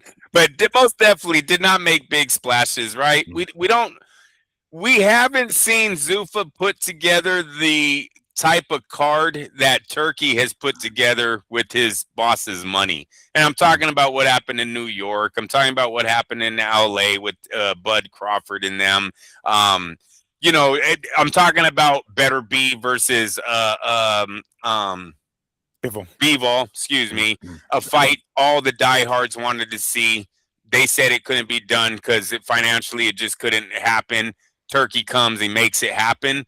Where's Dana White doing all these type of stories? Right? You're the biggest promoter, I thought. You know, whatever you say is gold, and your fans are just going to tune in. Power Slap's the most watched thing in the world now, and the UFC is a $7 billion industry. It's me. Where is it at for Zuffa? Why do we have just lawsuits and jokes? Yes. I do see his people are trying. He's got solid media members that still will go out there and put good stuff out there for Zuffa or whatever Dana White's trying to do. Make 250 look bigger than what they're proclaiming it's going to be. Stuff like that. But overall, I don't think it looks good for Dana in boxing. I don't know how long this is going to last. I think his time's limited. Remember, tonight's a big night for me with the 250 and Dana. Nobody's Dana is going to do Super Bowl type numbers. Now, he did say we have fans all over the world, so I guess he kind of sort of threw himself an out by probably most likely will lean towards he's talking globally. That's exactly what he said, Miguel. No, that's all it is. And they even doubled down and said globally he's saying Super Bowl numbers. No, he's not doing domestically. Okay. I don't think it would ever come domestically to what Super Bowl does in America. And to be honest with you, those numbers should also translate into the globally. If globally is the whole total number of the globe, then isn't America's numbers already tied in to those numbers? Meaning you're not going to reach it if you can't reach even domestically what the Super Bowl does. So I think the whole thing's just a bullshit promoter comment to get someone to go, oh, there's a fight on tonight and it's supposed to be really big. I'm watching. I won't lie. I'm going to check it out. It's been a train wreck so far. We had someone threaten the president. I know he's joking. But you don't say you're going to throw something at the president while you're in the cage. We had another guy cuss. We had Dana White cussing with the Abraham Memorial, Lincoln Memorial behind them. These guys can't even hold a professional conference. Dana White literally asked for a translator on a guy that was speaking English. Yes. And then goes, he's speaking fucking English? Like, bro, like, why are you acting like a child, man? That's like what the high school varsity quarterback talks like, you know? Like, and I know now they're saying he has really bad ears, and you know he has one bad ear. I don't know if that's the side. He has. I as I remember, he has like some that ringing in the ear, right? And he's had that pain for years at this point. But I don't know if it's that particular side. But yo, like you can understand what he's saying. Yes, it might be hard. He has an accent, right? He's a Brazilian dude who lives in or has trains in Mexico, so it's like English and Portuguese or Spanish and Portuguese, and then on top of that English, of course. So it was a little bit difficult. I get that, but I could I understand what the fuck he's saying. You know, I mean, come on now, let's not. It's bad enough that you didn't fucking get it. You know what I'm saying? But don't make it worse. And try to put the dude on blast or put him on the hot seat because of how thick his accent is. You know, now you're just like, you know, as they say, like, don't make fun of the kid with the accent because that means he knows 2 languages and you know 1, fool. You know, at least look at it that way. But yeah. Yes. Oh, and add to that, and look, as much as I'm a fan of this, because I am a fan, Josh, I don't pronounce his last name. Thank you, bro. Who pretends to like puke or something with like what looks like applesauce or something coming out of his mouth when he hops on the scale. This guy is so cringe. This guy is getting on my nerve, and I hope he gets blasted. I hope, you know, for him to come out with the bandana, right, and the gloves and all that stuff, he kind of tries to be Mr. USA kind of thing. And I've watched some of the highlights on Instagram, and guys who participated on the first Ultimate Fighter show are commenting saying like, yo, this is not what we fought for, guys. You know, we want it to be legitimized. And granted, they were young, these guys from the Ultimate Fighter at the time, and had some mistakes, but they did what they could to get the show out there and give a little bit more legitimacy to what was looked at as human cockfighting for a while, right? And now to this, it's like, bro, seriously, and you're at the freaking White House. Come on, at least have a little bit of respect and act professional, like a professional prize fighter. Yeah, and the biggest one was the one that we talked about, Miguel. The one that we said the out that was given was taken by one Mr. Strickland. What's his first name? Sean Strickland. Good. I was not going to call him Sean Strickland. Sean Strickland. Did you see what he did? Yes, called him a pedo, right? Yeah, man. Shows up to the event and calls the president a pedophile. Awesome. It's got to be terminated, right? Oh, you know, Jake Paul's like, call him. I need a loan from the bank. Call the bank. Bro, if this happens, if it happens, you're looking at one of the biggest signings. Just because of timing, has nothing to do with skill. Even though I heard Strickland has some very good wins where he's always the underdog, always comes out ahead. He's beaten some. He's a champ. He's a champ right now. I know that. I'm saying throughout his career, yes. It's been at least 3 times they said he was supposed to lose and he won. So most recently, when he won the belt, he was underdog when he beat Israel Adesanya for that same belt some time ago. So yes, he's been the like a heavy underdog a few times and surprised the shit out of us. Yeah. So I just did it happen. That's pretty big, dude. He not only did he go against what his boss told him, he talked shit about his boss's best friend. And I know they're not legit best friends, but just for this story, they are. Best friend. Yes.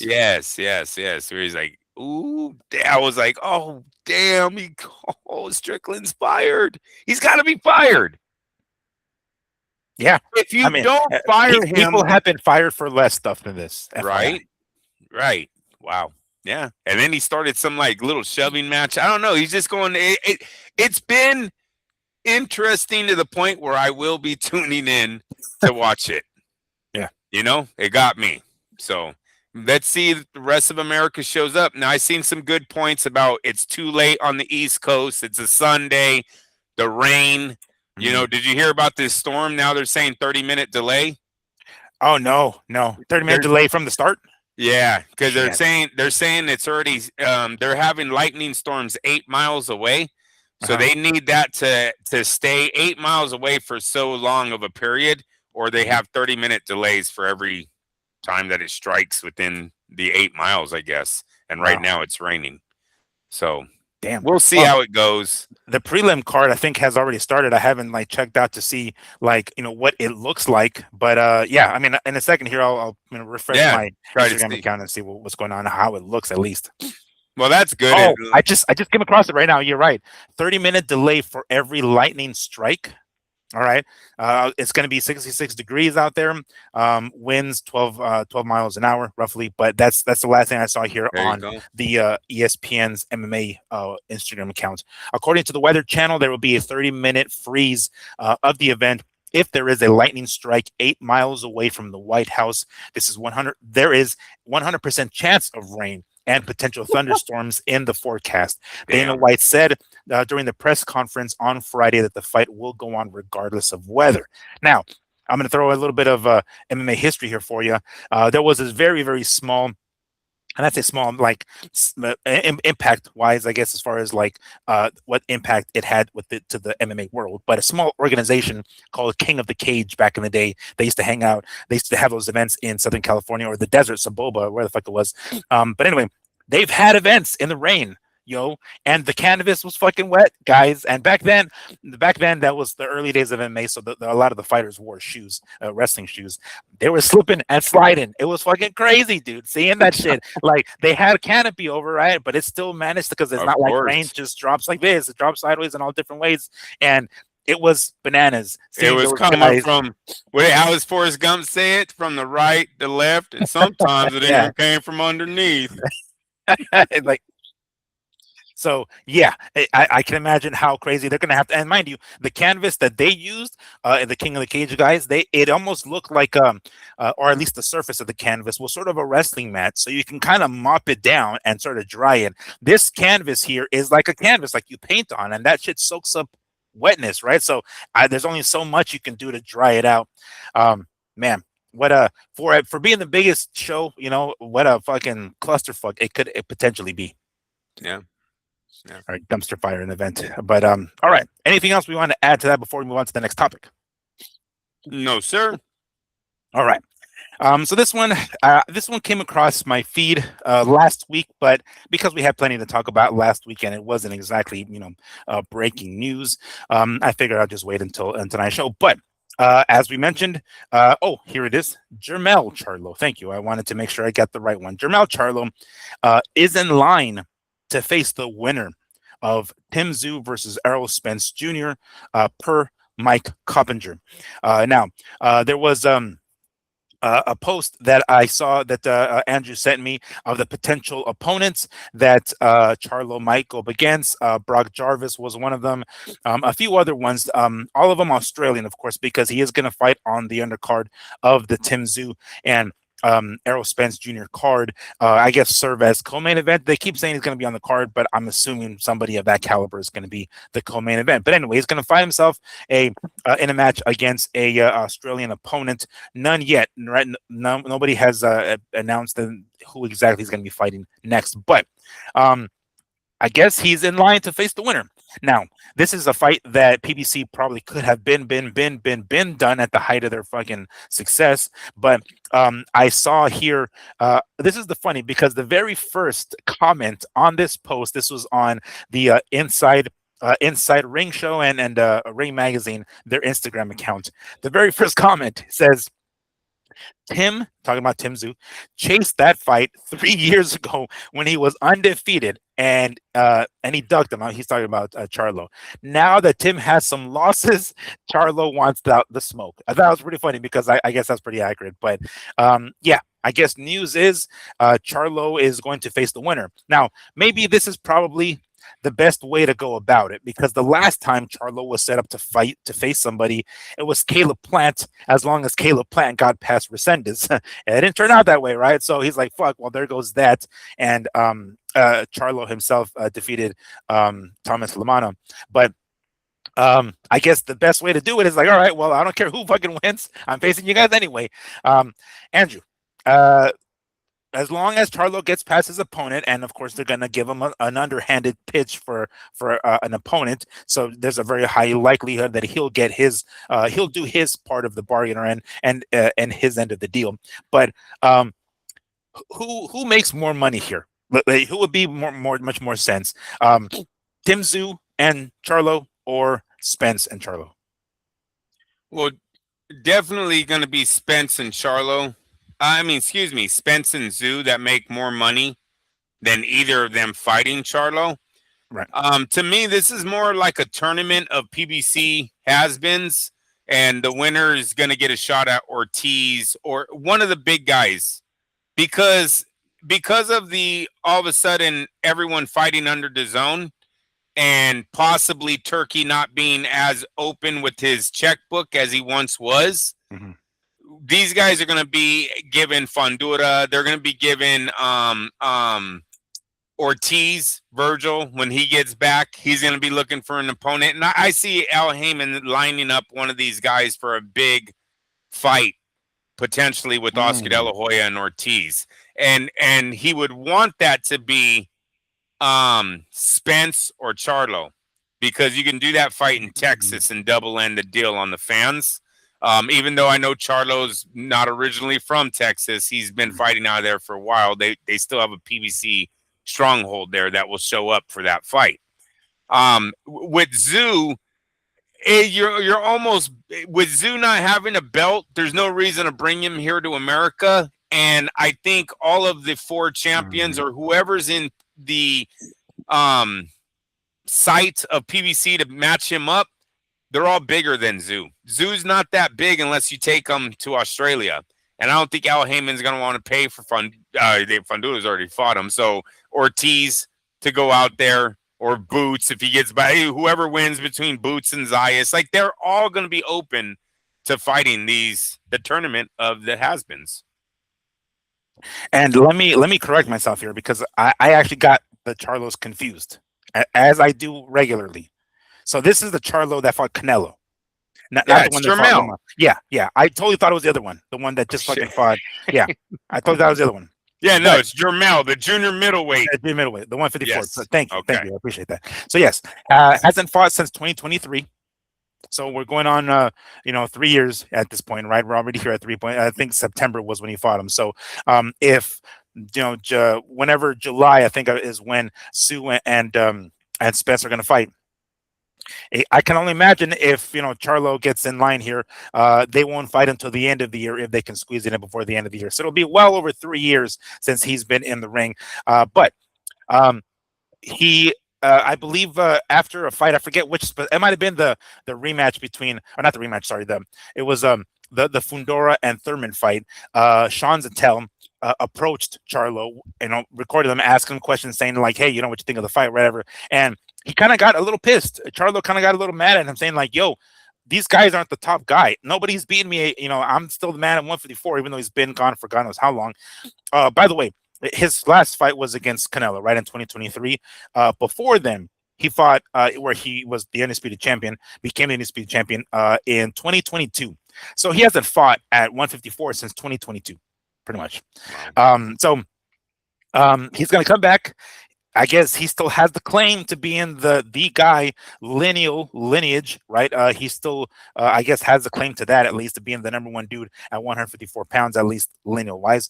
So he's gonna come in and take on whoever wins between Tszyu and Spence. You mentioned that those 2 dudes who are already fighting are gonna make more money. Just to make sure, on the process of me pulling up the right Charlo, I got bits and pieces of what you were saying. If Charlo ends up fighting Spence, you want that fight in Texas? Was I understanding you right? And it don't matter where that fight is. The winner of that fight will fight most likely Ortiz in Texas for the next. Oscar has been dying. Come back that quickly though, like especially what's going on with Oscar. By time this tournament is over, Ortiz will be coming back. I mean, they got to get through 2 fights here. They got to get through Spence and Tszyu. That one needs to happen first, and then Charlo and Spence need to get down, and then that's when Oscar will probably have. Yeah, I'm going to say Oscar. Whoever, because Ortiz has been dying for that Texas showdown too. And I think if it happens to be Spence versus Charlo, I think Ortiz agrees to either guy. Yeah. And or not just Ortiz, but Ortiz's manager, Rick Richard, he Yes. has been calling for an Ortiz and Spence fight for a hot fucking minute, saying that it'll do humongous numbers in Texas. Or I mean, who knows? Maybe it will or it won't. But with as much time that Ortiz is spending outside of the ring, things are starting to simmer down with him, right? Unfortunately, so it's not as hot. But maybe they still do big numbers. But even he was on board for a Charlo and Cruz, or not Cruz, Ortiz fight. Yep. In Texas in particular. All right. So as of right now, there is no opponent for Charlo. We'll see who comes up here, but I'm sure they're gonna. Michael Zarafa. Come on, can we just announce it? Well, okay. Here's the thing, Zarafa. I think he's at middleweight now. You think they're gonna make him drop back down again? Because I think it's only 6 pounds, but for the kind of money, they'll like come back down to 154. Because his name was on the list, and he's the only guy that I ever see fight besides the Tszyu family out of Australia, I gotta think it's gonna be Zarafa all the way, bro. I'm just dicking with them, but it just always seems to be that kid.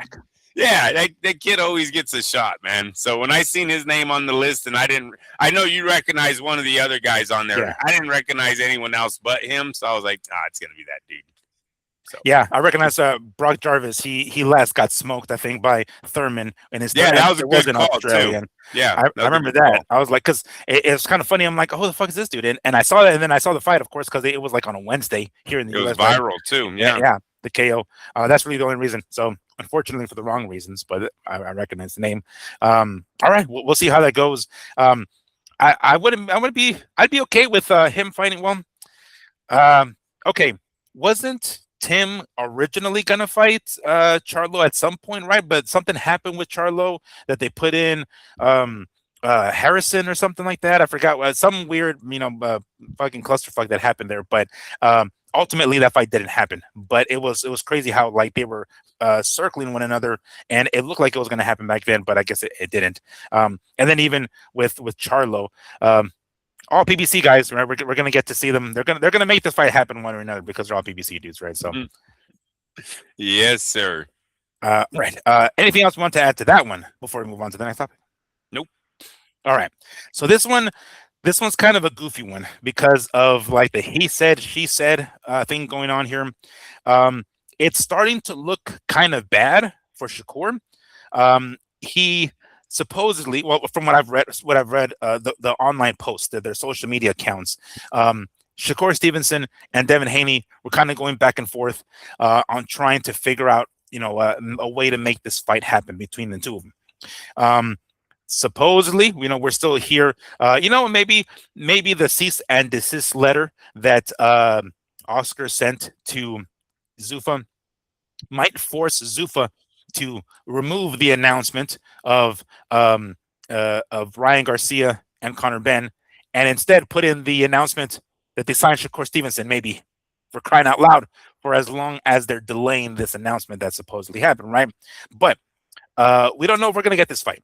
Shakur Stevenson went as far as to say, yo, let's do it at 144 pounds.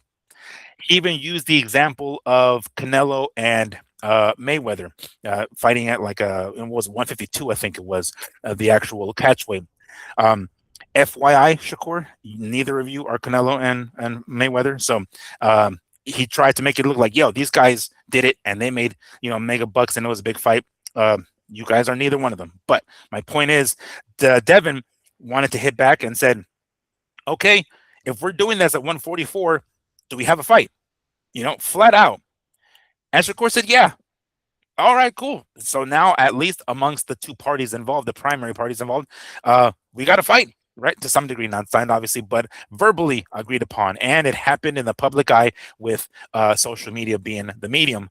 And now it seems as though there was some sort of offer sent to Shakur, and Shakur said no. We can kind of, I've tried to read on to see like what specific reasoning there was, but from what I'm hearing, at least from both Bill Haney and Devon Haney, that Shakur said no to it, even after Devon agreed to making the fight at 144 pounds. To throw another curveball to the situation, it sounds as though the WBO which it's the belt that Devin Haney has at welterweight. They said, "Yo, you got to fight your mandatory challenger, the number one contender." Whether or not it's the same thing, I guess you can potato, but. Keyshawn Davis. They want to throw him in against Keyshawn Davis. They want to defend the WBO against Keyshawn.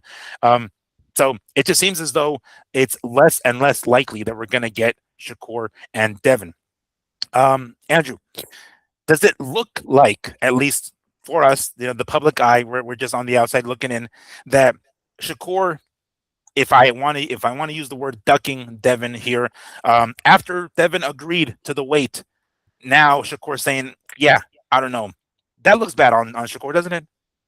It definitely looks bad. I don't know when he agreed to that weight clause being in the contract. That could have been a younger Shakur, where a Shakur now knows that he shouldn't be giving up any advantages in the contracts. So it could have been just different times that you asked him that question. I think what we need to look at is the promoting side of this fight. When we talk about Shakur, you just talked about Zuffa possibly announcing that they signed him, which, well, that's my guess. That's my guess. Man. Yes, yeah. But it tells us that he has no promoter, right?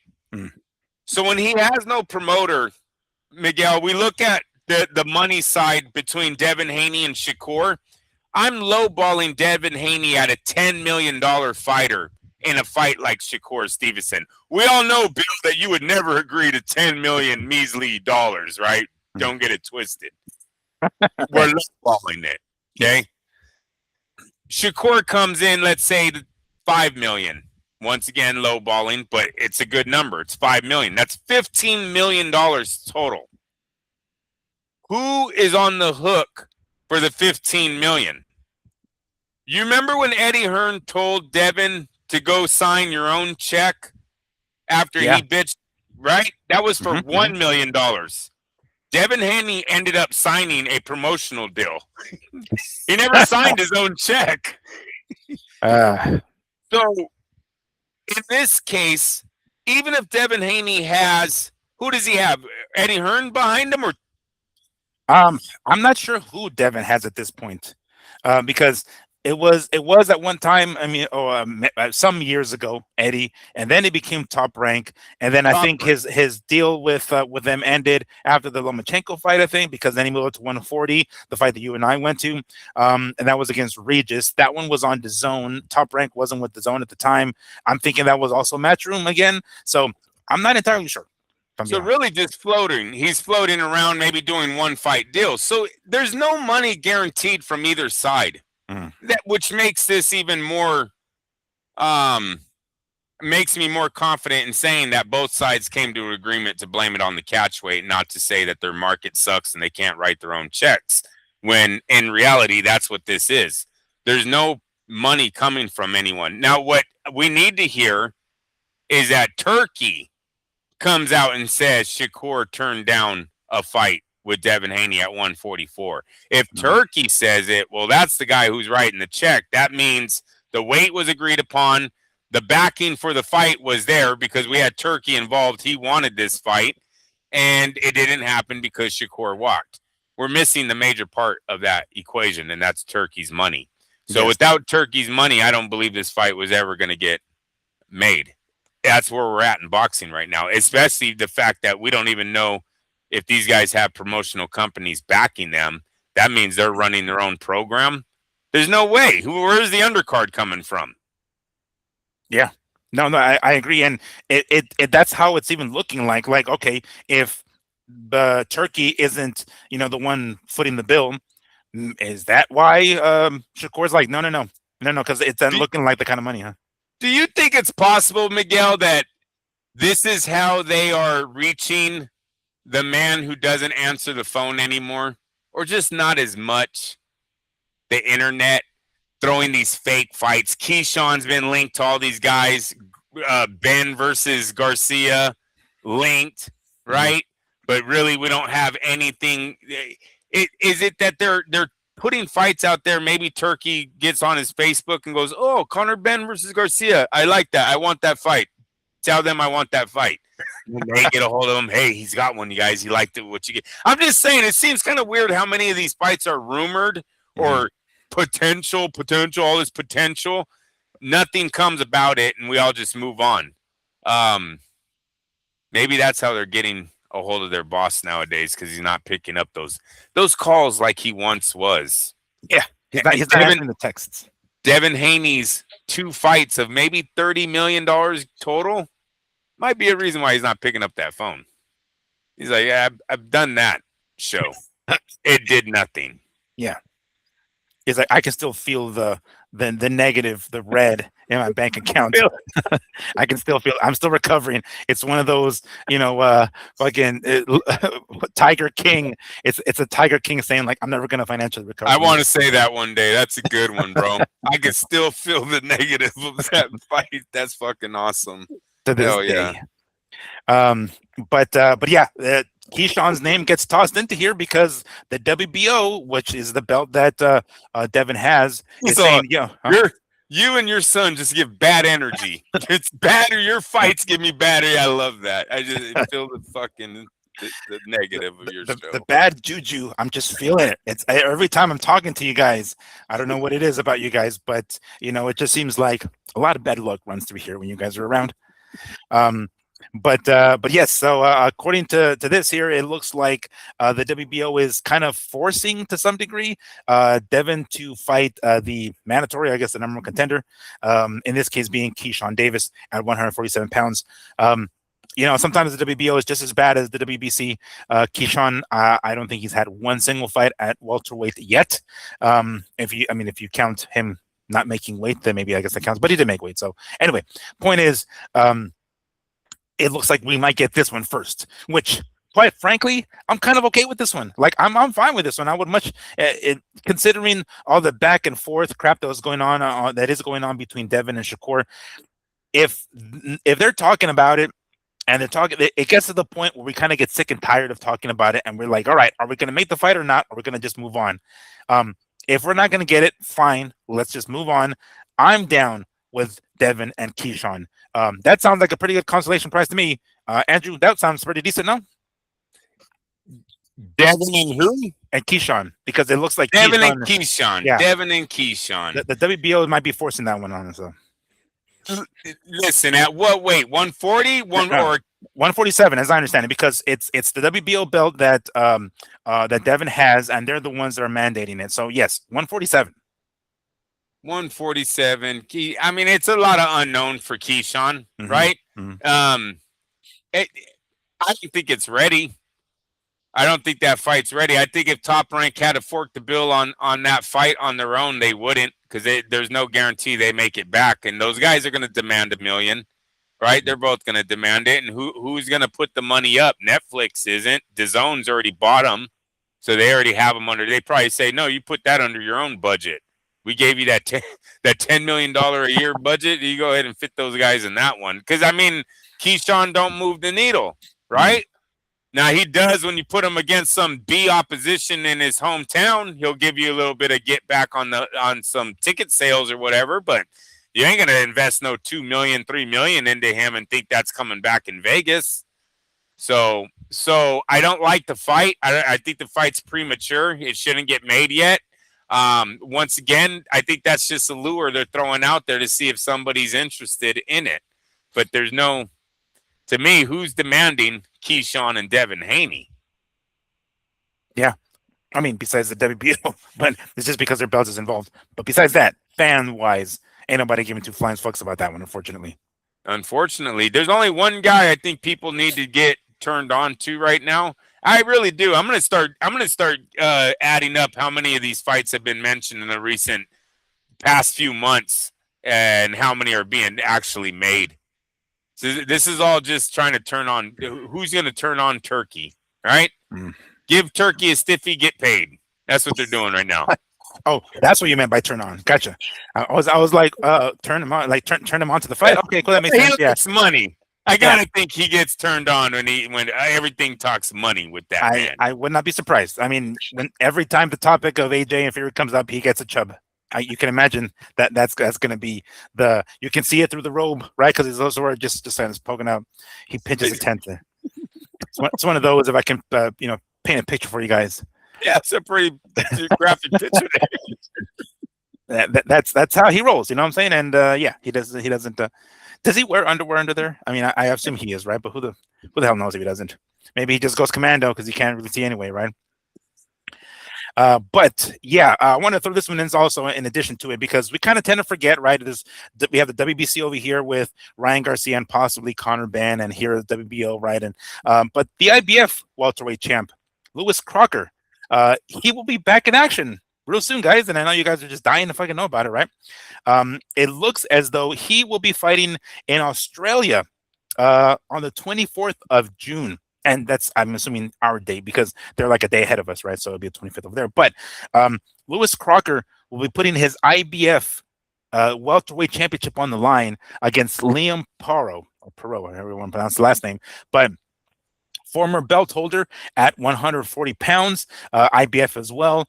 He lost the IBF super lightweight championship against Hitchens. He had lost the belt to Hitchens. So that was, I don't know that he's fought since then. But anyway, I figure it's one of the other belts floating around, right, that we kind of tend to forget about because all of our focus is on the other stuff, is on Rolly Romero with the WBA and then, Ryan with the WBC, et cetera, et cetera. And we kind of forget that there's still another belt that are on there floating around.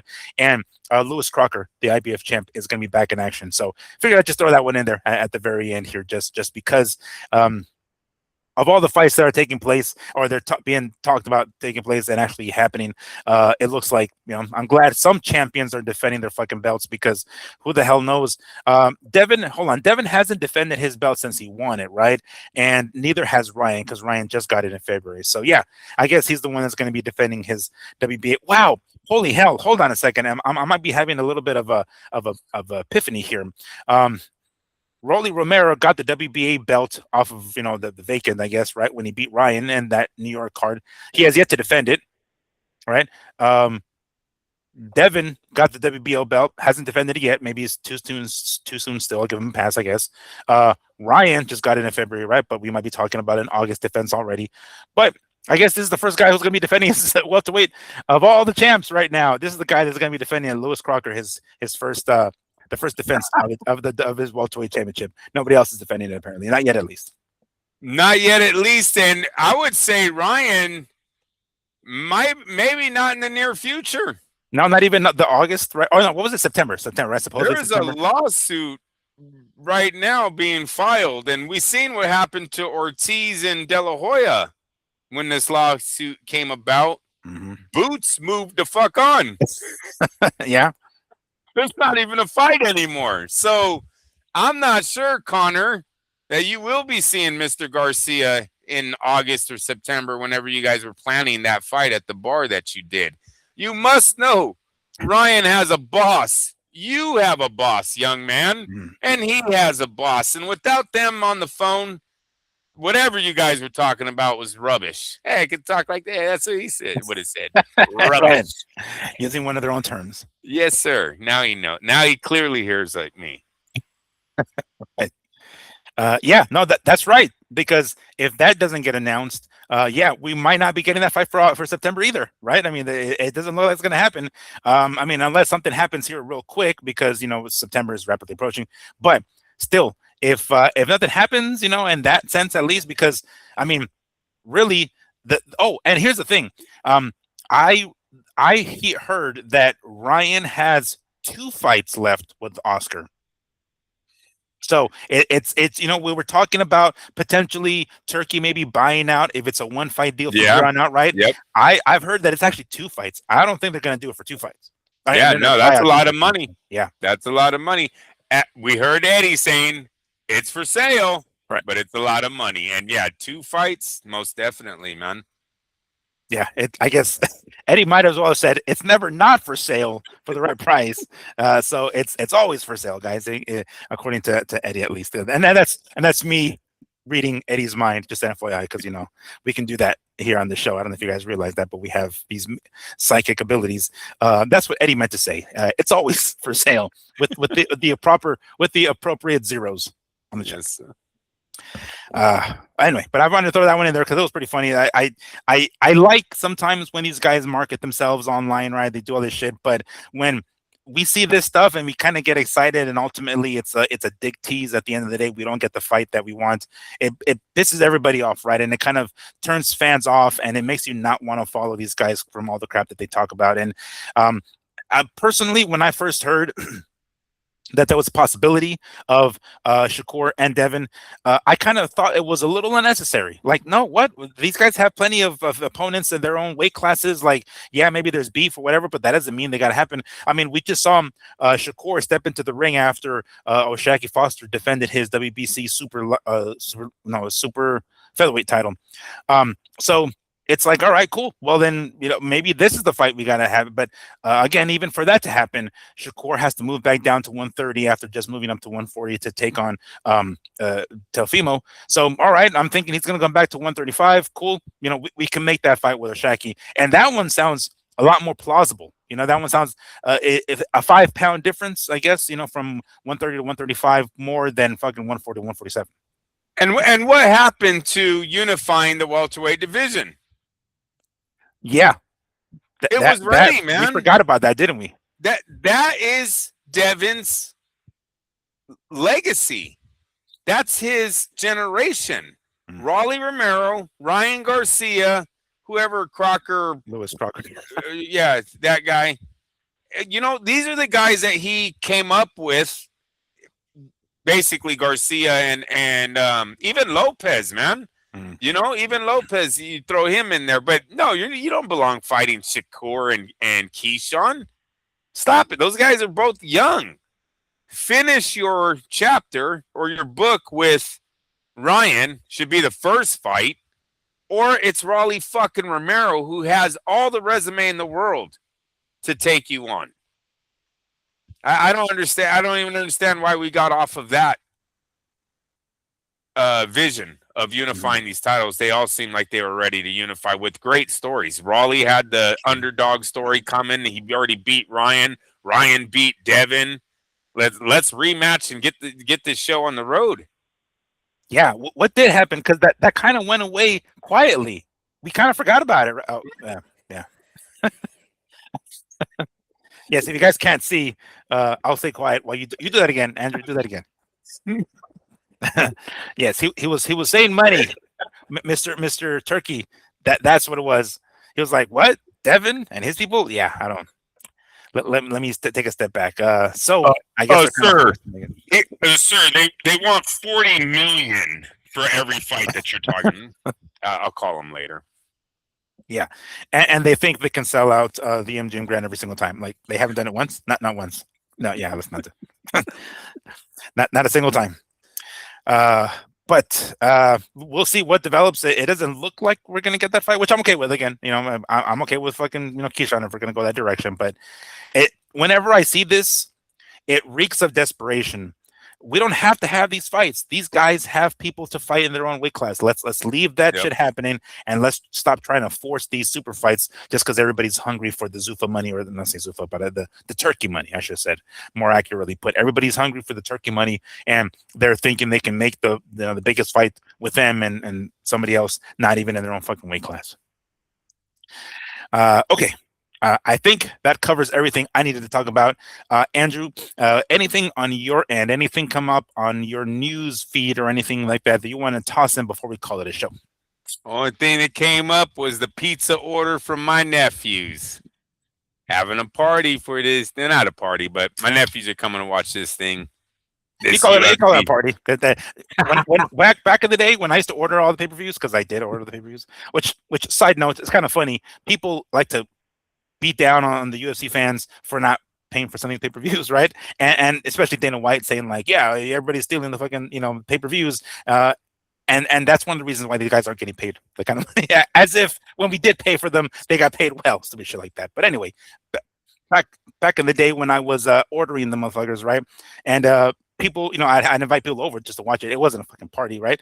But somebody else heard about it and they're like, "Oh, you guys having UFC parties?" Like, no, we're just watching the fights. Like, it's not a fucking party, we're just literally ordering pizza and watching the fights. We kind of do this all the damn time. Like, I don't know how the word party got involved into this. It's not like we have like music blasting and then DJ every fucking weekend. It's not how it works. But anyway, you can call it a UFC party. You can call it a UFC watch party, and then go outside your house and charge people $10 a head to come in and watch it. And I got another one. Another one to close the show out. And this is we're going to see if people listen all the way to the end. But I want to clear up something that I said earlier. Rodriguez, and I don't know how I said it, but I want to clear it up. Rodriguez pivots to his right all the time. And if you follow him with the right hand, an orthodox follows that pivot with the right hand, there's an opening. I thought Sergio Mora gave us a real good insight live as we're watching him do it. He was talking about how to counter it, and when that's right, because he was pivoting with every time. Yeah, every time Bam did it, he was able to. I remember that. But he's not throwing the right hand, and Inoue has that rocket. Boom, right? He's gonna just bring it. So I love that, but it's going to his right. I don't know if I said left, so I want to clear that up. I don't want to fucking email, so I'm clearing it up, and now we'll know if you listen to the whole show. Yeah. Like, who the hell are these fucking clowns? Hey, I had to correct myself on the Charlo thing. I will say this every single time, I forget which one's which. It doesn't help that they have their first names so damn close too. For those MMA fans back in the day, there were two twin Brazilian brothers, Antonio Rodrigo Nogueira and Antonio Rogerio Nogueira. Yes, that was their fucking names, guys. The only way you can tell them apart is because one dude had a nasty scar on his back from being hit by a car as a kid or some fucking shit like that. Some crazy thing like that. But anyway, point is, it's like, it got to the point where we started calling them Little Nog and Big Nog, because last name's Nogueira. Like, that's Little Nog. That's the best way I can do it, because with these Charlos, they obviously are identical twins, right? So they look alike. The only difference really is weight. But I'm like, Jermell Charlo, I forget which was which. Like, it's so hard. It doesn't help. They could have at least named one like, Charles and Thomas, so we can get complete opposite identities here, because they're two different people. Okay, cool. Then that does it. I think we're going to call it a show, because the UFC card is about to get crack-a-leg, as a matter of fact, I think the prelims are already underway, but I am going to tune in for that, and clearly, so is Andrew. So that's going to do it for us here today. Back to our regular scheduled program, of course, on Wednesday. We'll be back with you guys on Wednesday. But for today, that is going to do it for us. For my co-host, Andrew, don't get it twisted, Lapiche. I am Miguel Antonio Barragan, a.k.a. Fight Feed Migs. And this has been the Mad Boxing Show. Thank you so much for joining us. We'll see you guys on Wednesday. Take care and peace.